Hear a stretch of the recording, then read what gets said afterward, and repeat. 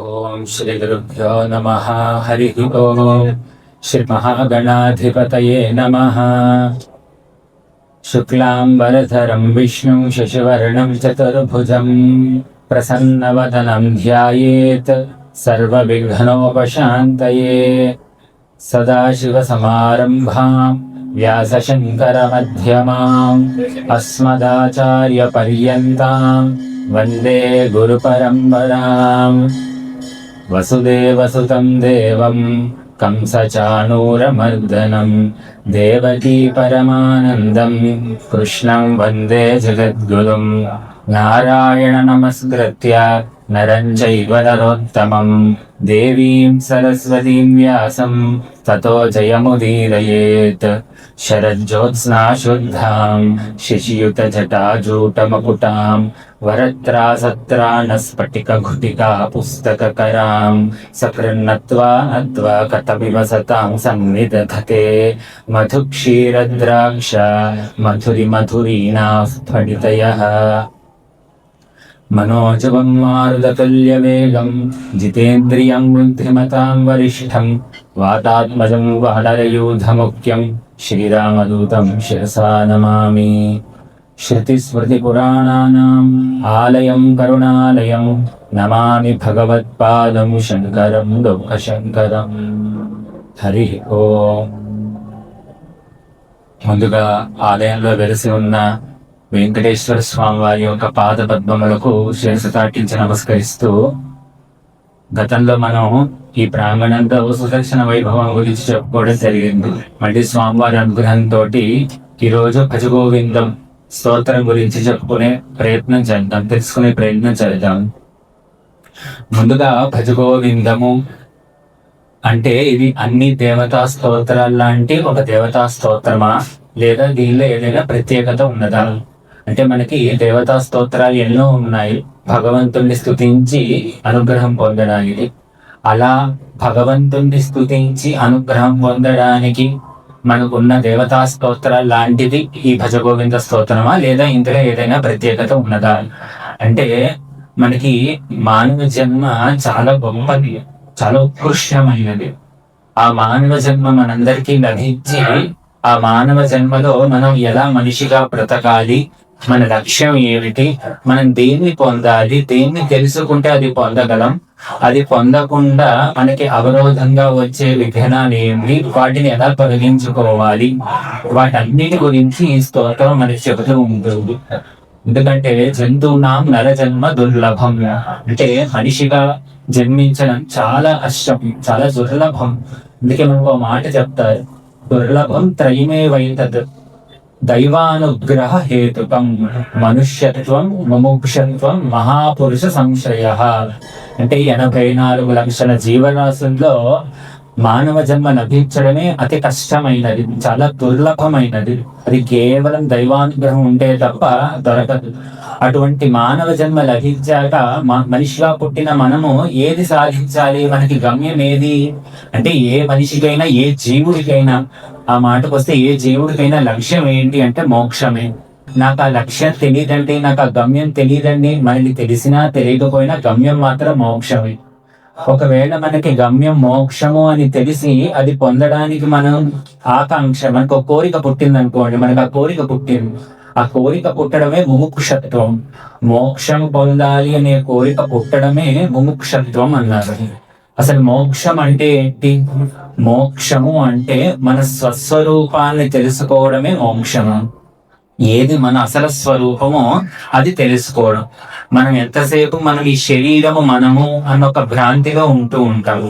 అందుకే జడమైన దేహము జడమైన చింతము నీ స్వరూపము కాదు మనసా, సచ్చిదానందమగు ఆత్మయే నీవని బాగుగా తెలుసుకో మనసా అంటారు. అంటే సచ్చిదానందమగు ఆ ఆత్మయే నేను అన్న ఎరుక రావాలి. అది రావడమే మోక్షము. అంటే నా యొక్క స్వస్వరూపాన్ని నేను స్పష్టంగా అనుభవంలోకి తెచ్చుకోవడమే మోక్షం. అది రావడానికి ప్రయత్నం చేయాలి. ఆ ప్రయత్నం చేయడమే, ఆ కోరిక పుట్టి దానికోసం ప్రయత్నం చేయడమే మోక్షత్వము. అటువంటి మోక్షానికి మనకి రాకుండా అడ్డుపడేది ఏది అంటే మోహం. మోహమే మనకి మోక్షం కలగకుండా అడ్డుపడుతోంది. అటువంటి మోహము అంటే, ఇప్పుడు మోహం అంటే ఏంటి అని చెప్పచ్చు. మోహం అంటే భ్రాంతి, మన అసలు స్వరూపము తెలియకుండా చేసేదే మోహము. అంటే మోహము అంటే తానేమిటో తాను తెలుసుకోలేకుండా, అంటే తానేమిటో తనకి తెలియట్లేదు, తాను కాని దానిని తాను అనుకుంటున్నాడు. మోహం అంటే ఏంటి అంటే తాను కాని దానిని తాను అనుకొనుట, తానేమిటో తాను తెలుసుకోలేకునుట. మళ్ళీ చెప్తున్నాను, మోహం అంటే ఏమిటి అంటే తాను కాని దానిని తాను అనుకుంటున్నాడు, తానేమిటో తాను తెలుసుకోలేకపోతున్నాడు. అదే మోహం. అంటే తానేంటి అంటే తాను ఆత్మస్వరూపము అని తెలుసుకోలేకపోతున్నాడు, తాను కాని ఈ దేహము మనస్సు తానే అనుకుంటున్నాడు. అదే మోహము. ఆ మోహాన్ని పోగొట్టుకుంటేనే మనకు మోక్షం లభిస్తుంది. అంటే మోహ క్షయమే మోక్షము. ఆ మోక్షం పొందాలి అన్న తీవ్ర కాంక్షయే ముముక్షత్వం. ఇది అందరికీ లభిస్తుందా అంటే భగవద్గీతలో కృష్ణ పరమాత్మ చెప్తారు, మనుష్యానాం సహస్రేషు యతతి సిద్ధయే. అంటే మనుషులు ఎంతమంది, కోట్లాది మనుషులు ఉన్నారు, ఎంతో మంది జనాలు, అందులో కశ్చిత్ యతతి సిద్ధయే, ఎవరో ఒకరికి మాత్రమే మోక్షం పొందాలి అన్న కాంక్ష కలుగుతుంది, కోరిక కుడుతుంది. ఎవరో కొంతమంది ప్రయత్నం చేస్తారు. యతతామపి సిద్ధానాం కశ్చిన్మాం వేత్తి తత్వతః. అటువంటి కొద్ది మంది ఎవరికైతే మోక్షం పొందాలన్న కోరిక కలుగుతుందో వాళ్ళల్లో కూడా యతతామపి సిద్ధానాం కశ్చిన్మాం వేత్తి తత్వతః, ఎవరో ఒక్కడు మాత్రమే తన గురించి తెలుసుకుంటాడంట. అంటే అందరూ ఇంతమంది ఉన్నారు కదా అని అందరికీ మోక్షం పొందాలన్న కోరిక కలగదు, కలిగినప్పటికీ అటువంటి మోక్షం అందరూ పొందను లేదు.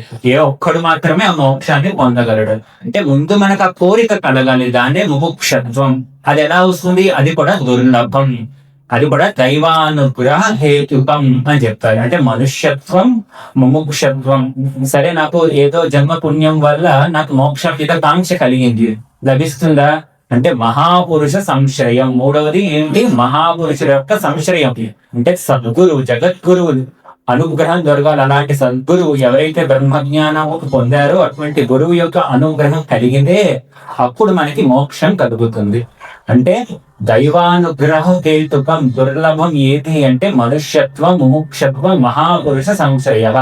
మరి అందరూ మోక్షం పొందలేరు కదండి, మరి అందరికీ మోక్షం పొందాలి అంటే ఈ మోహం అడ్డుపడుతుంది కదా. మరి ఈ మోహాన్ని తొలగించడానికి మార్గం ఏంటి అంటే మోహాన్ని పోగొట్టడానికి మనకి అపారమైన కారుణ్యంతో ఆ పరమాత్మయే భూమి పైన అవతరించారు. ఎవరిగా అంటే శంకర భగవత్పాదులుగా అవతరించారు. అజ్ఞానాంతర్ గహన పతితాన్ ఆత్మ విద్యోపదేశై త్రాతుం లోకాన్ భవదవశిఖాతాప పాపచ్చమానాం ముక్త్వా మౌనం వటవిటేపనో మూలతో నిష్పతంతి శంభోర్మూర్తిశ్చరతి భువనే శంకరాచార్య రూపా అన్నారు. అంటే ఆ పరమేశ్వరుడే అపారమైన కారుణ్యంతో మనను ఉద్ధరించడానికి, అరే నేను ఆ కైలాసంలో ఒక వటవృక్షం కింద కూర్చుంటే, మౌనంగా కూర్చుంటే బ్రహ్మర్షులకి అర్థమవుతుంది తప్ప ఈ తత్వం అందరికీ అర్థం కాదని కారుణ్యంతో ఆయనకి ఈ భూమి పైన అవతరించడానికి శంకర భగవత్పాదులుగా వచ్చారు. అందుకే శృతి స్మృతి పురాణానాం ఆలయం కరుణాలయం నమామి భగవత్పాదం శంకరం లోక శంకరం. అటువంటి శంకర భగవత్పాదులు మనని ధరించడం కోసం తన జ్ఞాన బోధ చేత మన యొక్క మోహాన్ని తొలగించి మోక్ష మార్గాన్ని మనకి తెలియచేయడం కోసం చెయ్యి పట్టుకొని, ఒక అమ్మ, ఒక తల్లి ఎలా అయితే పిల్లవాడిని చెయ్యి పట్టుకొని నడిపిస్తూ ఉంటుందో అలా ఒక తల్లి వలె ఆ జగద్గురువులు మన కోసం అవతరించి మనకి మోక్ష మార్గాన్ని చెప్పడానికి, ఏ మోహం అయితే ప్రతిబంధకంగా వస్తుందో ఆ మోహం తొలగించడానికి అందించిన ఒక గొప్ప స్తోత్రమే భజ గోవిందం. దీనికి శంకర భగవత్పాదులు పెట్టిన పేరు మోహముద్గరం. శంకర భగవత్పాదులు ఈ స్తోత్రానికి అసలుగా పెట్టిన పేరు మోహముద్గరం. మరి మోహముద్గరం అని పెడితే మనం భజ గోవిందం అని ఎందుకు అంటున్నాం అంటే దీని మొదటి శ్లోకంలో భజ గోవిందంతో ప్రారంభం చేశారు. అందరూ ఇది ఏంటి అంటే ప్రతి శ్లోకానికి మళ్ళీ పల్లవిగా భజ గోవిందం భజ గోవిందం అంటూ ఉంటున్నారు కాబట్టి దీన్ని భజ గోవిందం అని అందరూ అండం మొదలు పెట్టారు. కానీ భగవత్పాదులు పెట్టిన పేరు మాత్రం మోహముద్గరం. ముద్గరము అంటే అదొక ఆయుధం. మనకి రోకలి ఒక పెద్ద సుత్తి లేదా ఒక గద ఎలాంటిదో ముద్గరం అలాంటిది. అదేం చేస్తుంది అంటే బాగా మొత్తితే దాంతో ముద్గరంతో మొత్తితే పిండి అయిపోయి ఇంకేం ఉండదు, మిగలదు. అది మొత్తం పిండి చేసేస్తుంది, అసలు చితకబాదేస్తుంది అనమాట ముద్గరం. అంటే మోహాన్ని పిండి చేసి దాని అస్తిత్వం లేకుండా చేస్తేనే అలా చేసే శ్లోకాలే ఈ స్తోత్రంలో ఉన్నాయి. అంటే భజగోవిందం లేదా మోహముద్గరం ఏంటి అంటే మోహాన్ని దాని యొక్క శేషం కూడా లేకుండా ముద్గరం అంటే పిండి చేసేస్తుంది. అటువంటి స్తోత్రాన్ని మనకి జగద్గురువులైన శంకర భగవత్పాదులు అనుగ్రహించారు. ఇది అనుగ్రహించే ముందు అంటే దీనికి ఒక నేపథ్యం చెప్తారు. శంకర భగవత్పాదులు ఈ మోహముద్గరానికి ఇంకొక పేరు ఉంది, దాన్నే చర్పట పంజరికా స్తోత్రము అని. చర్పట అంటే చెయ్యి, చేతిలో మనకి అంటూ ఉంటారు చేతిలోనే జ్ఞానము, కరతల మలకం అంటారు. అంటే చేతిలోనే జ్ఞానాన్ని అందించేది ఈ స్తోత్రం అన్నమాట. అంటే మనకి ఈ స్తోత్రాన్ని ఒక్కటి మనం తెలుసుకుంటే, అర్థం చేసుకుంటే మన జీవితంలో ఎలా నడవాలి, ఏది పొందాలి అన్నది మనకి తెలుస్తూ ఉంటుంది. సో శంకర భగవత్పాదులు ఈ స్తోత్రాన్ని చెప్తూ మనకి ప్రారంభంలో కాశీపట్టణంలో మనకి శంకర భగవత్పాదులు గంగానది తీరంలో ఉన్నప్పుడు ఒక వృద్ధ బ్రాహ్మణుడిని చూశాడు. చూస్తే ఆ వృద్ధ బ్రాహ్మణుడు ఏం చేస్తున్నాడు, దీనికి మనం ఒక నేపథ్యం, ఒక శ్లోకం చెబుతాడు. మూఢ కశ్చన వైయాకరణో డుక్రుంకరణాధ్యయన ధురీన శ్రీమచ్చంకర భగవత్ శిష్యై బోధిత ఆసి చోదిత కరణై. అంటే మూఢ కశ్చన వైయాకరణం అంటే ఒక మూఢుడు, అంటే ఒక మూర్ఖుడు. మూఢ అంటే అర్థం ఏంటి అంటే అదేంటంటే శంకర భగవత్పాదులు మూఢ అంటారా మనని అంటే మూఢ అంటే అర్థం ఏంటో ఆయనే స్తోత్రంలో తర్వాత చెప్తారు. ఆత్మజ్ఞాన విహీన మూఢ అంటే ఆత్మజ్ఞానము లేని అందరూ మూఢులే. అంటే ఆత్మజ్ఞానం లేని వాళ్ళు అందరినీ మూఢ అన్న శబ్దంతో ఆయన సంబోధించారు. అటువంటి ఒకానొక మూఢుడు వైయాకరణ సూత్రం అంటే వ్యాకరణ సూత్రాన్ని వల్లెవేస్తున్నాడంట. వల్లెవేస్తూ ఉంటే వ్యాకరణ సూత్రాన్ని ఎందుకు వల్లెవేయాలి అంటే మనకి ఏదైనా ఒకప్పుడు, ఇప్పుడు కూడా వేదం కానీ ఏదైనా వల్లెవేస్తూ ఉంటాం, అది మనకి మస్తకంలో ఉండాలి, పుస్తకంలో కాదు. మనకి మస్తకంలో ఉన్నదే విద్య. అంటే నాకు స్ఫురణకి ఎప్పుడు విద్య రావాలి. స్ఫురత్ అంటేనే భగవంతుడు. స్ఫురత్ అర్జున రథే తిష్టతి అంటారు. ఆ స్ఫురత్తే భగవంతుడు, ఆ స్ఫురణ శక్తి. అందుకు దానికోసం ఏం చేస్తారు అంటే వల్లె వేస్తూ ఉన్నాడు అనమాట. వల్లె వేస్తూ ఉంటున్నప్పుడు ఏం వల్లె వేస్తున్నాడు, డుక్రుంకరణే పాణిని వ్యాకరణ సూత్రాలని వల్లెవేస్తున్నాడంట. పాణిని వ్యాకరణ సూత్రాన్ని వల్లెవేస్తున్న ఒక వృద్ధ బ్రాహ్మణుడు శంకర భగవత్పాదులు గంగా నదీ తీరంలో ఆ కాశీపట్టణంలో వెళుతూ ఉండగా చూశారు ఈ వృద్ధ బ్రాహ్మణుడు.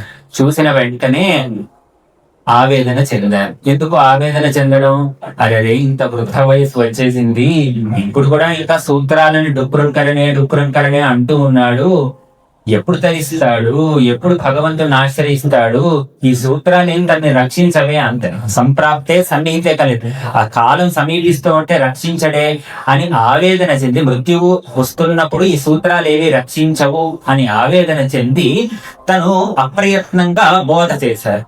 ఆ అప్రయత్నంగా చేసే ఆ జ్ఞాన బోధయే భజగోవిందం, అదే మోహముద్గరం. అందుకు మొదటి శ్లోకంలోనే శంకర భగవత్పాదులు చెప్తూ భజగోవిందం గోవిందం భజ మూఢమతే సంప్రాప్తే సన్నిహితే కాలే నహి రక్షలి డుక్రంకరణే అని చెప్పారు. ఇది ఎంత గొప్ప బోధ అంటే సమస్త వేదాంత సారాన్నంతా ఈ గొప్ప శ్లోకంలో పెట్టేశారు. డుక్రుంకరణే అని వల్లెవేస్తున్న వృద్ధ బ్రాహ్మణుని నిమిత్తంగా పెట్టుకుని సమస్త జగత్తుకి జ్ఞానబోధ చేస్తున్నారు. ఆయన కోసం చేసింది కాదు, మన కోసం చేసినదే చెప్పుకోవాలి. ఏమంటున్నారు, డుక్రుంకరణే అని వల్లెవేస్తున్న వృద్ధ బ్రాహ్మణుని చూసి మూఢజహీహి అంటే మూఢ అన్నారు, మూఢమతే అన్నారు. ఓ మూఢమతే సంప్రాప్తే సన్నిహితే కాలే, కాలం ముంచుకొచ్చేస్తోంది, మృత్యు సమీపంలో. మృత్యు నిత్యం సన్నిహితో మృత్యు, అన్నిటికంటే సన్నిహితంగా ఉండేది ఏది అంటే మృత్యువే. ఊపిరి పీల్చి వదలకపోయినా, వదిలిన ఊపిరి మళ్ళీ పీల్చకపోయినా మృత్యువే. అటువంటి మృత్యువు నిత్యం సన్నిహితంగా ఉంటుంది. ఆ సన్నిహితంగా ఉన్న మృత్యువుని అది సంప్రాప్తిస్తున్నప్పుడు నిన్ను ఈ డుక్రుంకరణే సూత్రాలు రక్షించము. అందుకు నువ్వేం చేయాలి, భజ గోవిందం, గోవిందుడిని భజించు. భజ అంటే అర్థం ఏంటి, భజ అంటే ఆశ్రయించు, భజ సేవాయాం అంటారు. భజ అంటే సేవించు, ఎవరిని సేవించాలి? గోవిందుణ్ణి సేవించు అంటున్నారు. అంటే నేను ఏది రక్షిస్తుంది మృత్యువు నుంచి అంటే గోవిందుణ్ణి ఆశ్రయిస్తే, గోవిందుణ్ణి భజిస్తే, గోవిందుణ్ణి పట్టుకోవడం. ఆశ్రయించడము అంటే అర్థం ఏంటి? పట్టుకోవడం. దేంతో పట్టుకోవాలి గోవిందుణ్ణి అంటే మనకున్న ఇంద్రియాలు మనసుతోటి వీటితోటే మనం గోవిందుని పట్టుకోవాలి. అందుకే కమలాక్షు నర్చించు కరములు కరములు శ్రీనాథు వర్ణించు జింప జింప సురరక్షకుని చూచు చూపులు చూపులు శేషసాయిని మొక్కు శిరము శిరము విష్ణుర్నాకర్ణించు వీణులు వీణులు మధువైరి దవెలిన మనము మనము భగవంతి వలగిన పదములు పదములు పురుషోత్తముని నీది బుద్ధి బుద్ధి దేవదేవుని చిందించు దినము దినము చక్రహస్తుని ప్రకటించు చదువు చదువు కుంభినీదవు చెప్పేది గురుడు గురుడు తండ్రి హరిచేరు మనేడి తండ్రి తండ్రి అంటాడు ప్రహ్లాదుడు. అంటే మనకి ఉన్న ఇంద్రియ శక్తితోటి మనసుతోటి మనం ప్రయత్నపూర్వకంగా దేన్ని పట్టుకోవాలి అంటే గోవిందుణ్ణి భజించాలి, గోవిందుణ్ణి పట్టుకోవాలి. అందుకే నీ పద్యావళు లాలకించు చెవులను నిన్నాడు వాక్యంబులను నీ పేరును పనిచేయు హస్తయుగములు నీ మూర్తిపై చూపులను నీ పాదాంబుల ప్రొంతమొక్కు శిరములు నీ సేవపై చిరితములు నా నీపై బుద్ధులు మాకు నిమ్ము కరుణన్ నిరేజ పత్రేక్షణ అంటారంటే మనకున్న సమస్త శక్తుల్ని దేనికి ఉపయోగించాలి అంటే గోవిందుని ఆశ్రయించడానికి. అది మనకి మొదటి వాక్యంలో చెప్తున్నారు, భజ గోవిందం. ఎన్నిసార్లు చెప్తున్నారు? భజ గోవిందం, భజ గోవిందం, గోవిందం భజ. 3 మాటలు చెప్తున్నారు. మన సనాతన ధర్మంలో మన సంప్రదాయంలో ఏదైనా 3 సార్లు చెప్తే సత్యం. అందుకే ఓం శాంతి శాంతి శాంతి అంటారు. అంటే 3 సత్యము అని. అంటే 3 సార్లు చెప్తున్నారు గోవిందుడిని భజించు అని. అంటే 3 సార్లు ఎందుకు చెప్తున్నారంటే త్రికరణముగా, అంటే మనసా వాచ కర్మణ 3గా ఉన్న మనస్సు వాకు కర్మల చేత గోవిందుణ్ణి ఆశ్రయించు. ఆశ్రయించిన మాత్రము చేతనే నీ సంప్రాప్తే సన్నిహితే కాలే నీ మృత్యువు నుండి నువ్వు బయటపడతావు. నువ్వు వల్ల వేస్తున్న ఈ సూత్రాలు నిన్ను రక్షించవు అని చెప్తున్నారు. డుగ్రున్కరణే, డు అనే ధాతు మనకి వ్యాకరణంలో అంటే టు అంటే ఇంగ్లీష్ లో కూడా మనం చూస్తున్నాం చెయ్యి అని అర్థం. అంటే నువ్వు చేసే ఈ సూత్రాలు అంటే చెయ్యి అంటే దేన్ని చేయమంటాం? కర్మని. కర్మనే కర్మలు అంటే ఏంటి? కర్మ అంటే చేయడం, ఏదైనా ఒక పని చేయడానికి కర్మ అంటారు. అంటే ఆ కర్మ ఇంకొంచెం లోతుగా చూస్తే సూత్రాన్ని అడ్డుపెట్టుకుని చెప్పారు, కానీ చెప్పింది భగవత్పాదులు వారు. అంటే దీంట్లోనే మొత్తం సమస్త రహస్యాలు పెట్టేశారు. మొదటి శ్లోకం ఒక్కటి బాగా అర్థమైతే మిగతావన్నీ అర్థమైపోతాయి. ఏం చెప్తున్నారు? నహి నహి రక్షతి డుక్రున్కరణే. డుక్రున్కరణే అంటే అనుకుంటున్నాం కర్మ అంటే నీ కర్మ, నువ్వు చేస్తున్న కర్మలు నిన్ను రక్షించవు. అంతకాలే చ మామేవ స్మరణ్ ముక్త్వా కలేవరం యత్రయాతి సమద్భావం యాతి నాస్త్యత్ర సంశయ అంటారు. అంటే అంతకాలంలో మనం ఏదైతే స్మరణ చేస్తామో అంటే అంతకాలేచ మాం ఏవ, నన్ను స్మరించినంత మాత్రము చేతే నన్ను నువ్వు పొందుతావు అని చెప్తున్నారు కృష్ణ పరమాత్మ. అంటే ఆ అంతకాలంలో మనకు ఆ స్మరణ రావాలి అంటే అంతకాలేచ అంటున్నారు. అంటే అంతకాలంలో అప్పుడు స్మరిస్తే చాలు కదండి, ఇప్పుడు మొత్తం నిత్య జీవితంలో ప్రతిరోజు స్మరించాలా అంటే కృష్ణ పరమాత్మ అందుకే అంతకాలే చ అన్నారు. చ అంటే కూడా, అంతకాలంలో కూడా అంటే నిత్యము స్మరిస్తూ అప్పుడు కూడా నన్ను స్మరిస్తే అప్పుడు నువ్వు నాలో ఐక్యం అవుతావు, నువ్వు నన్ను పొందుతావు. అదొక్కటే మార్గం. నాణ్య పంథ విద్యతేయ నాయ, ఇంకో మార్గము లేదు. ఒకటి చెప్పండి, భగవంతుని పొందడానికి మార్గం ఇంకొకటి లేదు. ఇదే మార్గము, ఇదే ఈ పద్ధతిలోనే నువ్వు వెళ్ళాలి అని చెప్తున్నారు. అంటే ఇప్పుడు కర్మ రక్షించదు అన్నాడు. సంప్రాప్తే సన్నిహితే కాలే నహి నహి రక్షతి డుక్రున్కరణే. డుక్రున్కరణే అంటే అనుకుంటున్నాం కర్మ అని. ఇది కొంచెం కొంచెం లోతుగా వెళితే ఇది వేద మంత్రము. న కర్మణ న ప్రజయా ధనే న త్యాగే నైకే అమృతత్వమా నశుభు అంటున్నారు. అంటే నా కర్మణ, కర్మ నిన్ను రక్షించదు. ధని న కర్మణ ప్రజయ్య అంటే నీ సంతానము నీకు మోక్షం ఏం కలిగించదు. ధనే నా ధనము వల్ల మోక్షము రాదు. మరేమిటి? నా కర్మణ న ప్రజయ్య ధనే నా వీటి వల్ల రాదంట. త్యాగే నైకే, త్యాగము వల్లనే మోక్షం. దేన్ని త్యాగం చేయాలి? దేన్ని త్యాగం చేస్తే మోక్షము అంటే దేన్నో విడిచిపెట్టమంటున్నారు. దేన్నో విడిచిపెడితే అమృతత్వం వస్తుంది అంటున్నారు. మన లోకంలో వదిలిపెట్టేయాలరా అంటూ ఉంటారు అందరూ. దీన్ని మనం ఎక్కువ పట్టించుకోక వదిలిపెట్టేసేయండి. కానీ జగద్గురువులు ఏం చెప్తున్నారంటే వదిలిపెట్టమని ముందు చెప్పట్లేదు, ముందు పట్టుకోమని చెప్తున్నారు. ఒక ఆకు మీద ఉన్న ఒక పురుగు ఇంకో ఆకు మీదకి వెళ్ళాలి అంటే ఇంకో ఆకుని ముందు పట్టుకున్నాక ఈ ఆకును విడిచిపెడుతుంది. దేన్ని పట్టుకోకుండా విడిచిపెట్టేద్దామంటే కింద పడిపోతుంది. అంటే ఫస్ట్ ముందు మనం ఒక దాన్ని పట్టుకోవాలి, పట్టుకుంటే విడిచిపెట్టాలి. దేన్ని పట్టుకోవాలి చెప్పేవాడే గురువు. దేన్ని పట్టుకోమంటున్నాడు? భజ గోవిందం, గోవిందుణ్ణి పట్టుకో, గోవిందుణ్ణి పట్టుకో. త్యజ భవ భావం, సంసారాన్ని త్యజించు, గోవిందుణ్ణి పట్టుకో. సంసారాన్ని త్యజించడం అంటే అన్ని విడిచిపెట్టి వెళ్ళిపోవడమా అంటే కాదు. సముద్రంలో నావ ఉండొచ్చు, నావలో సముద్రం ఉండకూడదు. పడవలో నీరు ఉంటే పడవ మునిగిపోతుంది, సముద్రంలో పడవ ఉండొచ్చు, అది మనకి ఎప్పుడు ప్రమాదం కాదు. అలా సంసారంలో నీవు ఉండొచ్చు కానీ నీలో సంసారం ఉండకుండా చూసుకోవాలి. అదే అంటే భజ గోవిందం త్యజ భవ భావం, ఈ సంసార భావాన్ని విడిచిపెట్టు, గోవిందుని ఆశ్రయించు. ఎందుకు అంటే నా కర్మలు రక్షించవు. మరి మనం చేసే కర్మలు రోజు పొద్దున లేస్తే ఎన్నో కర్మలు చేస్తున్నాం, అవన్నీ మరి ఇంకా వృధానా, అవన్నీ చేయకూడదా అంటే కర్మ చెయ్యకపోతే కర్మ భ్రష్టుడు అవుతాడు, కర్మ చేస్తే కర్మ లంపటంలో పడతాడు.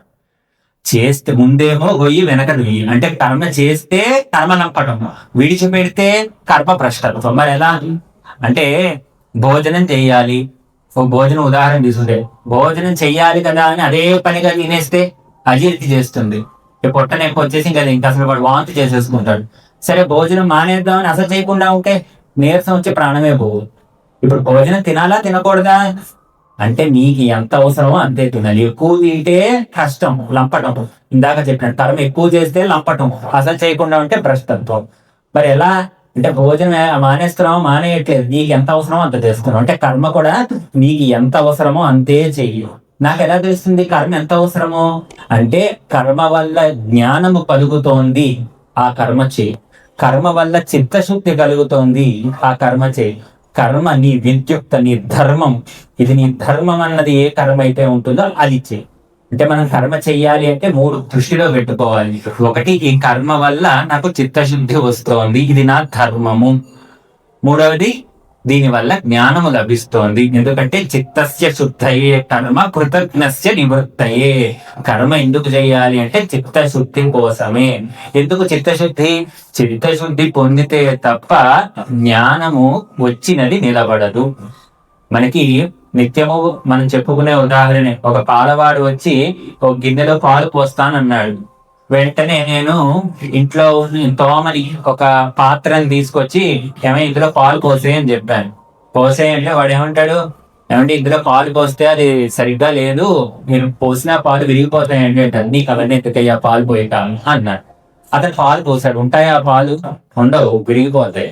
పాత్ర శుద్ధి లేకపోతే పోసిన పాలు ఎలా విరిగిపోతాయో, చిత్తశుద్ధి లేకపోతే పొందిన జ్ఞానం నిలబడదు.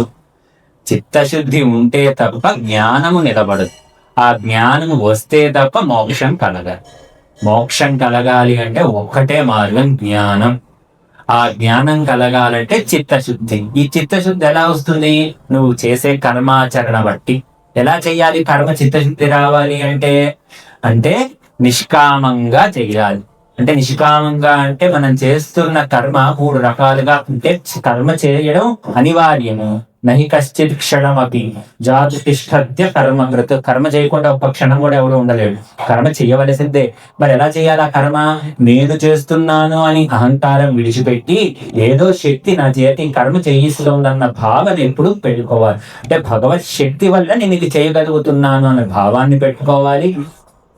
ఈ చేసిన కర్మకి ఫలితం ఇచ్చేవాడు ఒకడు ఉన్నాడు అన్న 2వ భావాన్ని పెట్టుకోవాలి. 3, ఈ కర్మని భగవతార్పిత బుద్ధితోటి చేయాలి. అంటే కర్మ చేస్తున్నది భగవత్ శక్తి వల్లే చేస్తున్నానన్న ఎరుక. దీని చేసిన ఈ కర్మకి ఫలితం ఇచ్చేవాడు భగవంతుడే అని తెలుసుకుని ఉండాలి. 3, వచ్చిన ఈ కర్మని భగవంతుడికి అర్పించాలి. అందుకే మనకి సంకల్పం చెప్తూ మమ ఉపాత్త దురితక్షయద్వార శ్రీ పరమేశ్వర ప్రీత్యర్థం అంటారు. ఏ సంకల్పం చెప్పినా ముందు దీంతోటే ప్రారంభం చేస్తారు. ఇది ఇచ్చిన వారు శంకర భగవత్పాదులు ఏమని చెప్తున్నారు? మమ ఉపాత్త దురితక్షయద్వార, శ్రీ పరమేశ్వర ప్రీత్యర్థం. మిగతా అంతా నువ్వు ఎంత చెప్పుకున్నా పర్వాలేదు, నువ్వు చెప్పుకుంటున్నావు అదంతా, కానీ జగద్గురువులు ఇచ్చింది ఈ రెండే. కింద మిగతా అదంతా చెప్పుకుంటే నువ్వు తగిలించుకున్నావు ఇవన్నీ కలగాలి నాకు అని. కానీ ఆయన చెప్పింది రెండే, కర్మ చేయడానికి రెండే అవసరం. ఏంటి? దురిత క్షయకార, అంటే ఏ పాపము అయితే అడ్డుపడి భగవంతుడిని చేరుకోనివ్వకుండా చేస్తోందో ఆ పాపము పోగొట్టుకోవడానికి నేను కర్మ చేస్తున్నాను. రెండు, పరమేశ్వర ప్రీత్యర్థం, భగవంతుని యొక్క ప్రీతి కొరకే చేస్తున్నాను. ఇలా చేసిన కర్మ అంటదు.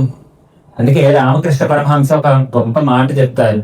ఒక పనస తొనలు తీయాలి అంటే అది జిగురు చేతికంతా అంటుకుపోతూ ఉంటుంది. అది అంటుకోకుండా తీయాలి అంటే ముందుకు నూనె రాసుకోవాలి. చేతికంతా బాగా నూనె పట్టిస్తే అప్పుడు ఆ జిగురు అంటుకోకుండా తీయచ్చు. అంటే ముందు భగవంతుణ్ణి బాగా వంట పట్ట చేసుకుంటే అప్పుడు ఈ సంసారంలోనే దానివల్ల ఇబ్బంది ఏం కలగదు. ఇది చెబుతూ శంకర భగవత్పాదులు భజ గోవిందం అని చెప్తున్నారు. అంటే త్రికరణముగా నీకున్న ఇంద్రియ శక్తులతో మనసుతో గోవిందుణ్ణి పట్టుకో, గోవిందుణ్ణి భజించు, గోవిందుణ్ణి ఆశ్రయించు. ఎందుకంటే నువ్వు పట్టుకున్న ఈ కర్మలు నిన్ను రక్షించవు అని చెప్తున్నాను. అయితే ఎంతో మంది భగవత్ నామాలు, ఎన్నో భగవన్ నామాలు ఉన్నాయి కదా. ఇన్ని నామాలు ఉంటే గోవింద నామమే ఎందుకు చెప్తున్నారు జగద్గురువులు అంటే, మనకి ఋషులి పరిగీత అని ఎన్నో నామాలు ఋషులు ఇచ్చారన్నమాట. మనకి సహస్రనామాల్లో, విష్ణు సహస్రనామాల్లో మనకు వస్తూ ఉంటాయి ఎన్నో నామాలు. అయితే అందులో గోవింద అన్నదే మనకు భగవత్పాదులు ఎందుకు చెప్పారు అంటే, ముందు గోవింద అంటే ఏంటో అర్థం చేస్తున్నారు. గోవిందం, విందము అంటే అర్థం ఏంటి అంటే తెలియబడేది. అంటే గోవుల ద్వారా తెలియబడేవాడు, గోవులను తెలుసుకుంటున్నవాడు. మూడు అర్థాలు. గోవులను తెలుసుకుంటున్నవాడు, గోవుల ద్వారా తెలియబడువాడు, గోవులను రక్షించువాడు. మూడు అర్థాలు చెప్పాడు. గోవిందం అంటే అర్థం ఏంటి అంటే గోవులను రక్షించువాడు, గోవుల ద్వారా తెలియబడువాడు, గోవులను తెలుసుకుంటున్నవాడు. ఎలా? ఇప్పుడు గోవులు అంటే మనకి తెలుసు, ఆవుని ఇప్పుడు మనకి గోపాలకృష్ణుడిని చూపిస్తున్నారు మన భాగవతంలో. అంటే ఇప్పుడు గోపాలకృష్ణుడు గోపాలుడు ఏంటి? గోవులు, ఏ గోవులు ఎలాంటివో ఎవరికి తెలుసు? గోపాలకుడికే తెలుసు. ఏ ఆవు ఎంత మేత వేస్తుంది, దానికి లక్షణం ఏంటి, ఎప్పుడు తింటుంది, ఈ విషయాలన్నీ తెలిసిన వాడు ఎవరు? గోపాలకుడే. అలాగే అంటే గోవులను తెలుసుకుంటున్నవాడు, గోవుల గురించి ప్రతి ఆవు లక్షణం ఏదో తెలిసినవాడు గోపాలకుడు. ఓ గోమంద వస్తుంది, ఆవుల మంద వస్తుంది. ఆవుల మంద వస్తామంటే ఆ వెనకాలన్న గోపాలకుడు మనకి కనిపించకపోయినా మన బుద్ధి చెబుతుంది ఎవడో ఒకడు ఉన్నాడు ఈ మందని నడిపిస్తున్నాడు అని. లేకపోతే ఒక్కొక్క ఆవు ఎటో అటు వెళ్ళిపోతూ ఉంటుంది. అలా వెళ్లకుండా ఒకటే రీతిలో ఒకటే మార్గంలో వస్తున్నాయంటే ఎవడో గోపాలకుడు ఉన్నాడు, నాకు కనిపించట్లేదు. కనిపించకపోయినా గోమందని చూసి గోపాలకుడు ఉన్నాడు అని తెలుసుకోవచ్చు. అంటే గోవులను తెలుసుకుంటున్నవాడు, గోవుల ద్వారా తెలియబడివాడు, గోవులను రక్షించువాడు. అంటే గోవులన్నిటినీ రక్షిస్తాడు. మన భాగవతంలో గోవింద పట్టాభిషేకము అని ఒక ఘట్టం. అంటే మనకి ఇంద్రుడు విపరీతంగా అహంకరించి మన సమయాభావం వల్ల ఎంత అవసరమో అంతే ఇక్కడ మనం చెబుతున్నాను. అంటే మనకి గోవింద పట్టాభిషేక ఘట్టంలో ఇంద్రుడికి విపరీతమైన అహంకారం కలిగి నా వల్లే అంతా జరుగుతోంది అని అనుకుంటున్న సమయంలో కృష్ణ పరమాత్మ ఆ ఇంద్రుణ్ణి పూజించకుండా గోవర్ధనగిరిని పూజించమని గోపాలకులందరికీ చెప్పాడు. చెప్తే వాడు కూడా ఆయన మాట విని గోవర్ధనగిరిని పూజించారు. గోవర్ధనగిరిని పూజిస్తూ ఉంటే ఇంద్రుడికి విపరీతమైన అహంకారం కలిగి నన్ను పూజించకుండా ఈ పర్వతాన్ని పూజిస్తాడా అని వెంటనే పిడుగుల వాన రాళ్ల వర్షాన్ని కురిపించాడు. రాళ్ల వర్షాన్ని కురిపిస్తే అందరూ భయభ్రాంతి చెంది అందరూ తన ప్రాణరక్షణకై పరిగెడుతూ ఉంటే వెంటనే కృష్ణ పరమాత్మ తన యొక్క చిటికెన వేలతోటి అక్కడ ఉన్న కొండని చిటికెన వేలు పైన ఎత్తి గోవర్ధనగిరిని ఎత్తేశాడు. ఎత్తి వెంటనే అక్కడ ఉన్న మనుష్యులని, గోపాలుని అందరినీ చిట్ట చివరికి తన కష్టాన్ని కూడా చెప్పుకోలేని గోవులని కూడా వాటి కింద అన్నిటినీ అవన్నీ చేరాయి అన్నమాట ఆ పర్వతం కింద. కొంతమంది మాత్రం ఇదంతా చూస్తున్నారు. చూస్తూ ఎత్తేసాడు కానీ పట్టుకుంటాడంటారా? గొలుక్కుని నిలబడేస్తే చిన్న పిల్లవాడు, ఈ పిల్లవాడు ఎత్తేసాడు కానీ గబుక్కుని వదిలేస్తే ప్రాణం పోతుంది. బయట నుంచి అంటే రాళ్ళ వర్షమే కదా, కాస్త రాళ్ళు తగులుతాయి కానీ లోపలికి వెళితే ఏ ప్రమాదం వస్తుందో అని అనుకుంటున్నారు. ఇంకోడైతే ఏమనుకోవాలి, సరే అలాగే ఉండండి మీ తెక్క కుదిరిపోతుందా నాలుగు. కానీ భగవంతుడు ఏం చేశాడు అంటే అలా విడిచిపెట్టలేదు, వాళ్ళని పతిమిలాడాడు. ఏమయ్యా గోవర్ధనగిరిని ఎత్తాను, నేను వదిలిపెడతానని, నేను కింద పడేస్తానని మీరేమి అనుకోవద్దు. సమస్త బ్రహ్మాండం వచ్చి పర్వతం మీద పడ్డా ఈ పర్వతము తొనగదు, దీన్ని కింద పెట్టను, ఏమీ కాదు అని అభయాన్ని ఇచ్చి అందరికీ విశ్వాసాన్ని కలిగింపజేసి అందరినీ లోపలికి తీసుకొచ్చాడు ఆ పర్వతం కిందకి. అలా 7 రోజులు 7 రాత్రులు అందరినీ రక్షించాడు. అంటే తర్వాత ఇలా రక్షిస్తూ ఉండగా ఇంద్రుడికి జ్ఞానోదయం అయింది. ఇలా వచ్చిన వాడు సాక్షాత్తు పరబ్రహ్మ స్వరూపము, చిన్న పిల్లవాడు అనుకున్నాను అని చెప్పి వెంటనే ఇంద్రుడు వచ్చి తనతో పాటు ఒక కామధేను తీసుకొచ్చి ఆ కామధేను యొక్క క్షీరముతోటి కృష్ణ పరమాత్మని అభిషేకింపజేశాడు. చిన్నప్పటి నుంచి ఎన్నో లీలలు చేస్తున్నప్పటికీ తాను ఎవరో భగవంతుడా అన్న ఆలోచన వచ్చిన వెంటనే ఆ మాయకు అమ్మేసేవాడు. చిన్నపిల్లాడిలాగే అందరికీ అనుకునేటట్టు చేశాడు. కానీ గోవింద పట్టాభిషేకం ఘట్టం ఏం చెప్తుందంటే కృష్ణ పరమాత్మ అసలు ఎవరో బయట పెట్టేసింది. ఆ ఘట్టం ఏంటంటే ఆయన పరమాత్మయే అని బయట పెట్టిన ఘట్టమే గోవింద పట్టాభిషేకం. ఆ కామధేనువుతో తీసుకొచ్చి ఆ క్షీరంతో శ్రీకృష్ణ పరమాత్మని అభిషేకించాడు. అంటే గోవింద పట్టాభిషేకం ఏం చెప్తోంది అంటే గోవర్ధనగిరిని ఉద్ధరించాడు, అంటే ఎత్తి పెట్టుకున్నాడు. అంటే ఆపదలో ఉన్న వాడిని ఉద్ధరించేవాడే గోవిందుడు. గోవింద అంటే ఏంటి అంటే ఆపదలలో ఉన్నవాడిని ఉద్ధరించేవాడని నేనే అని చెప్పడమే గోవిందం. అంటే ఇందాక మనం అనుకున్న 3 అర్థాలు: గోవుల ద్వారా తెలియబడు వాడు, గోవులను తెలుసుకుంటున్నవాడు, గోవులను రక్షించువాడు. బాగుందండి ఈ అర్థము. అంతేనా గోవింద అంటే? అంటే కృష్ణ పరమాత్మ అవతరించక ముందు గోవిందనామం లేదా అంటే గోవిందనామం ఉంది.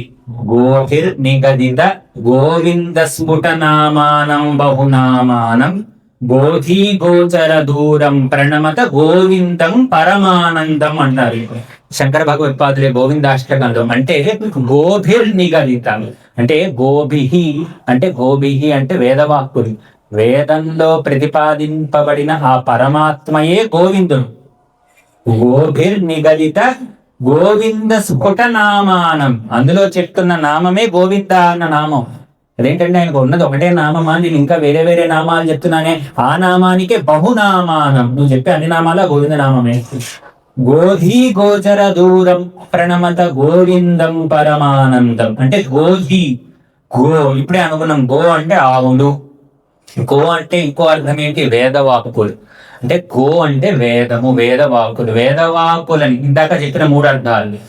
వేదవాకుల చేత తెలియబడువాడు, వేదాన్నంతటినీ తెలుసుకుంటున్నవాడు, తెలిసినవాడు, వేదాన్ని రక్షించినవాడు. ఇందాక అర్థమే దాని ద్వారా తెలియబడువాడు, దానిని తెలుసుకుంటున్నవాడు, దానిని రక్షిస్తున్నవాడు.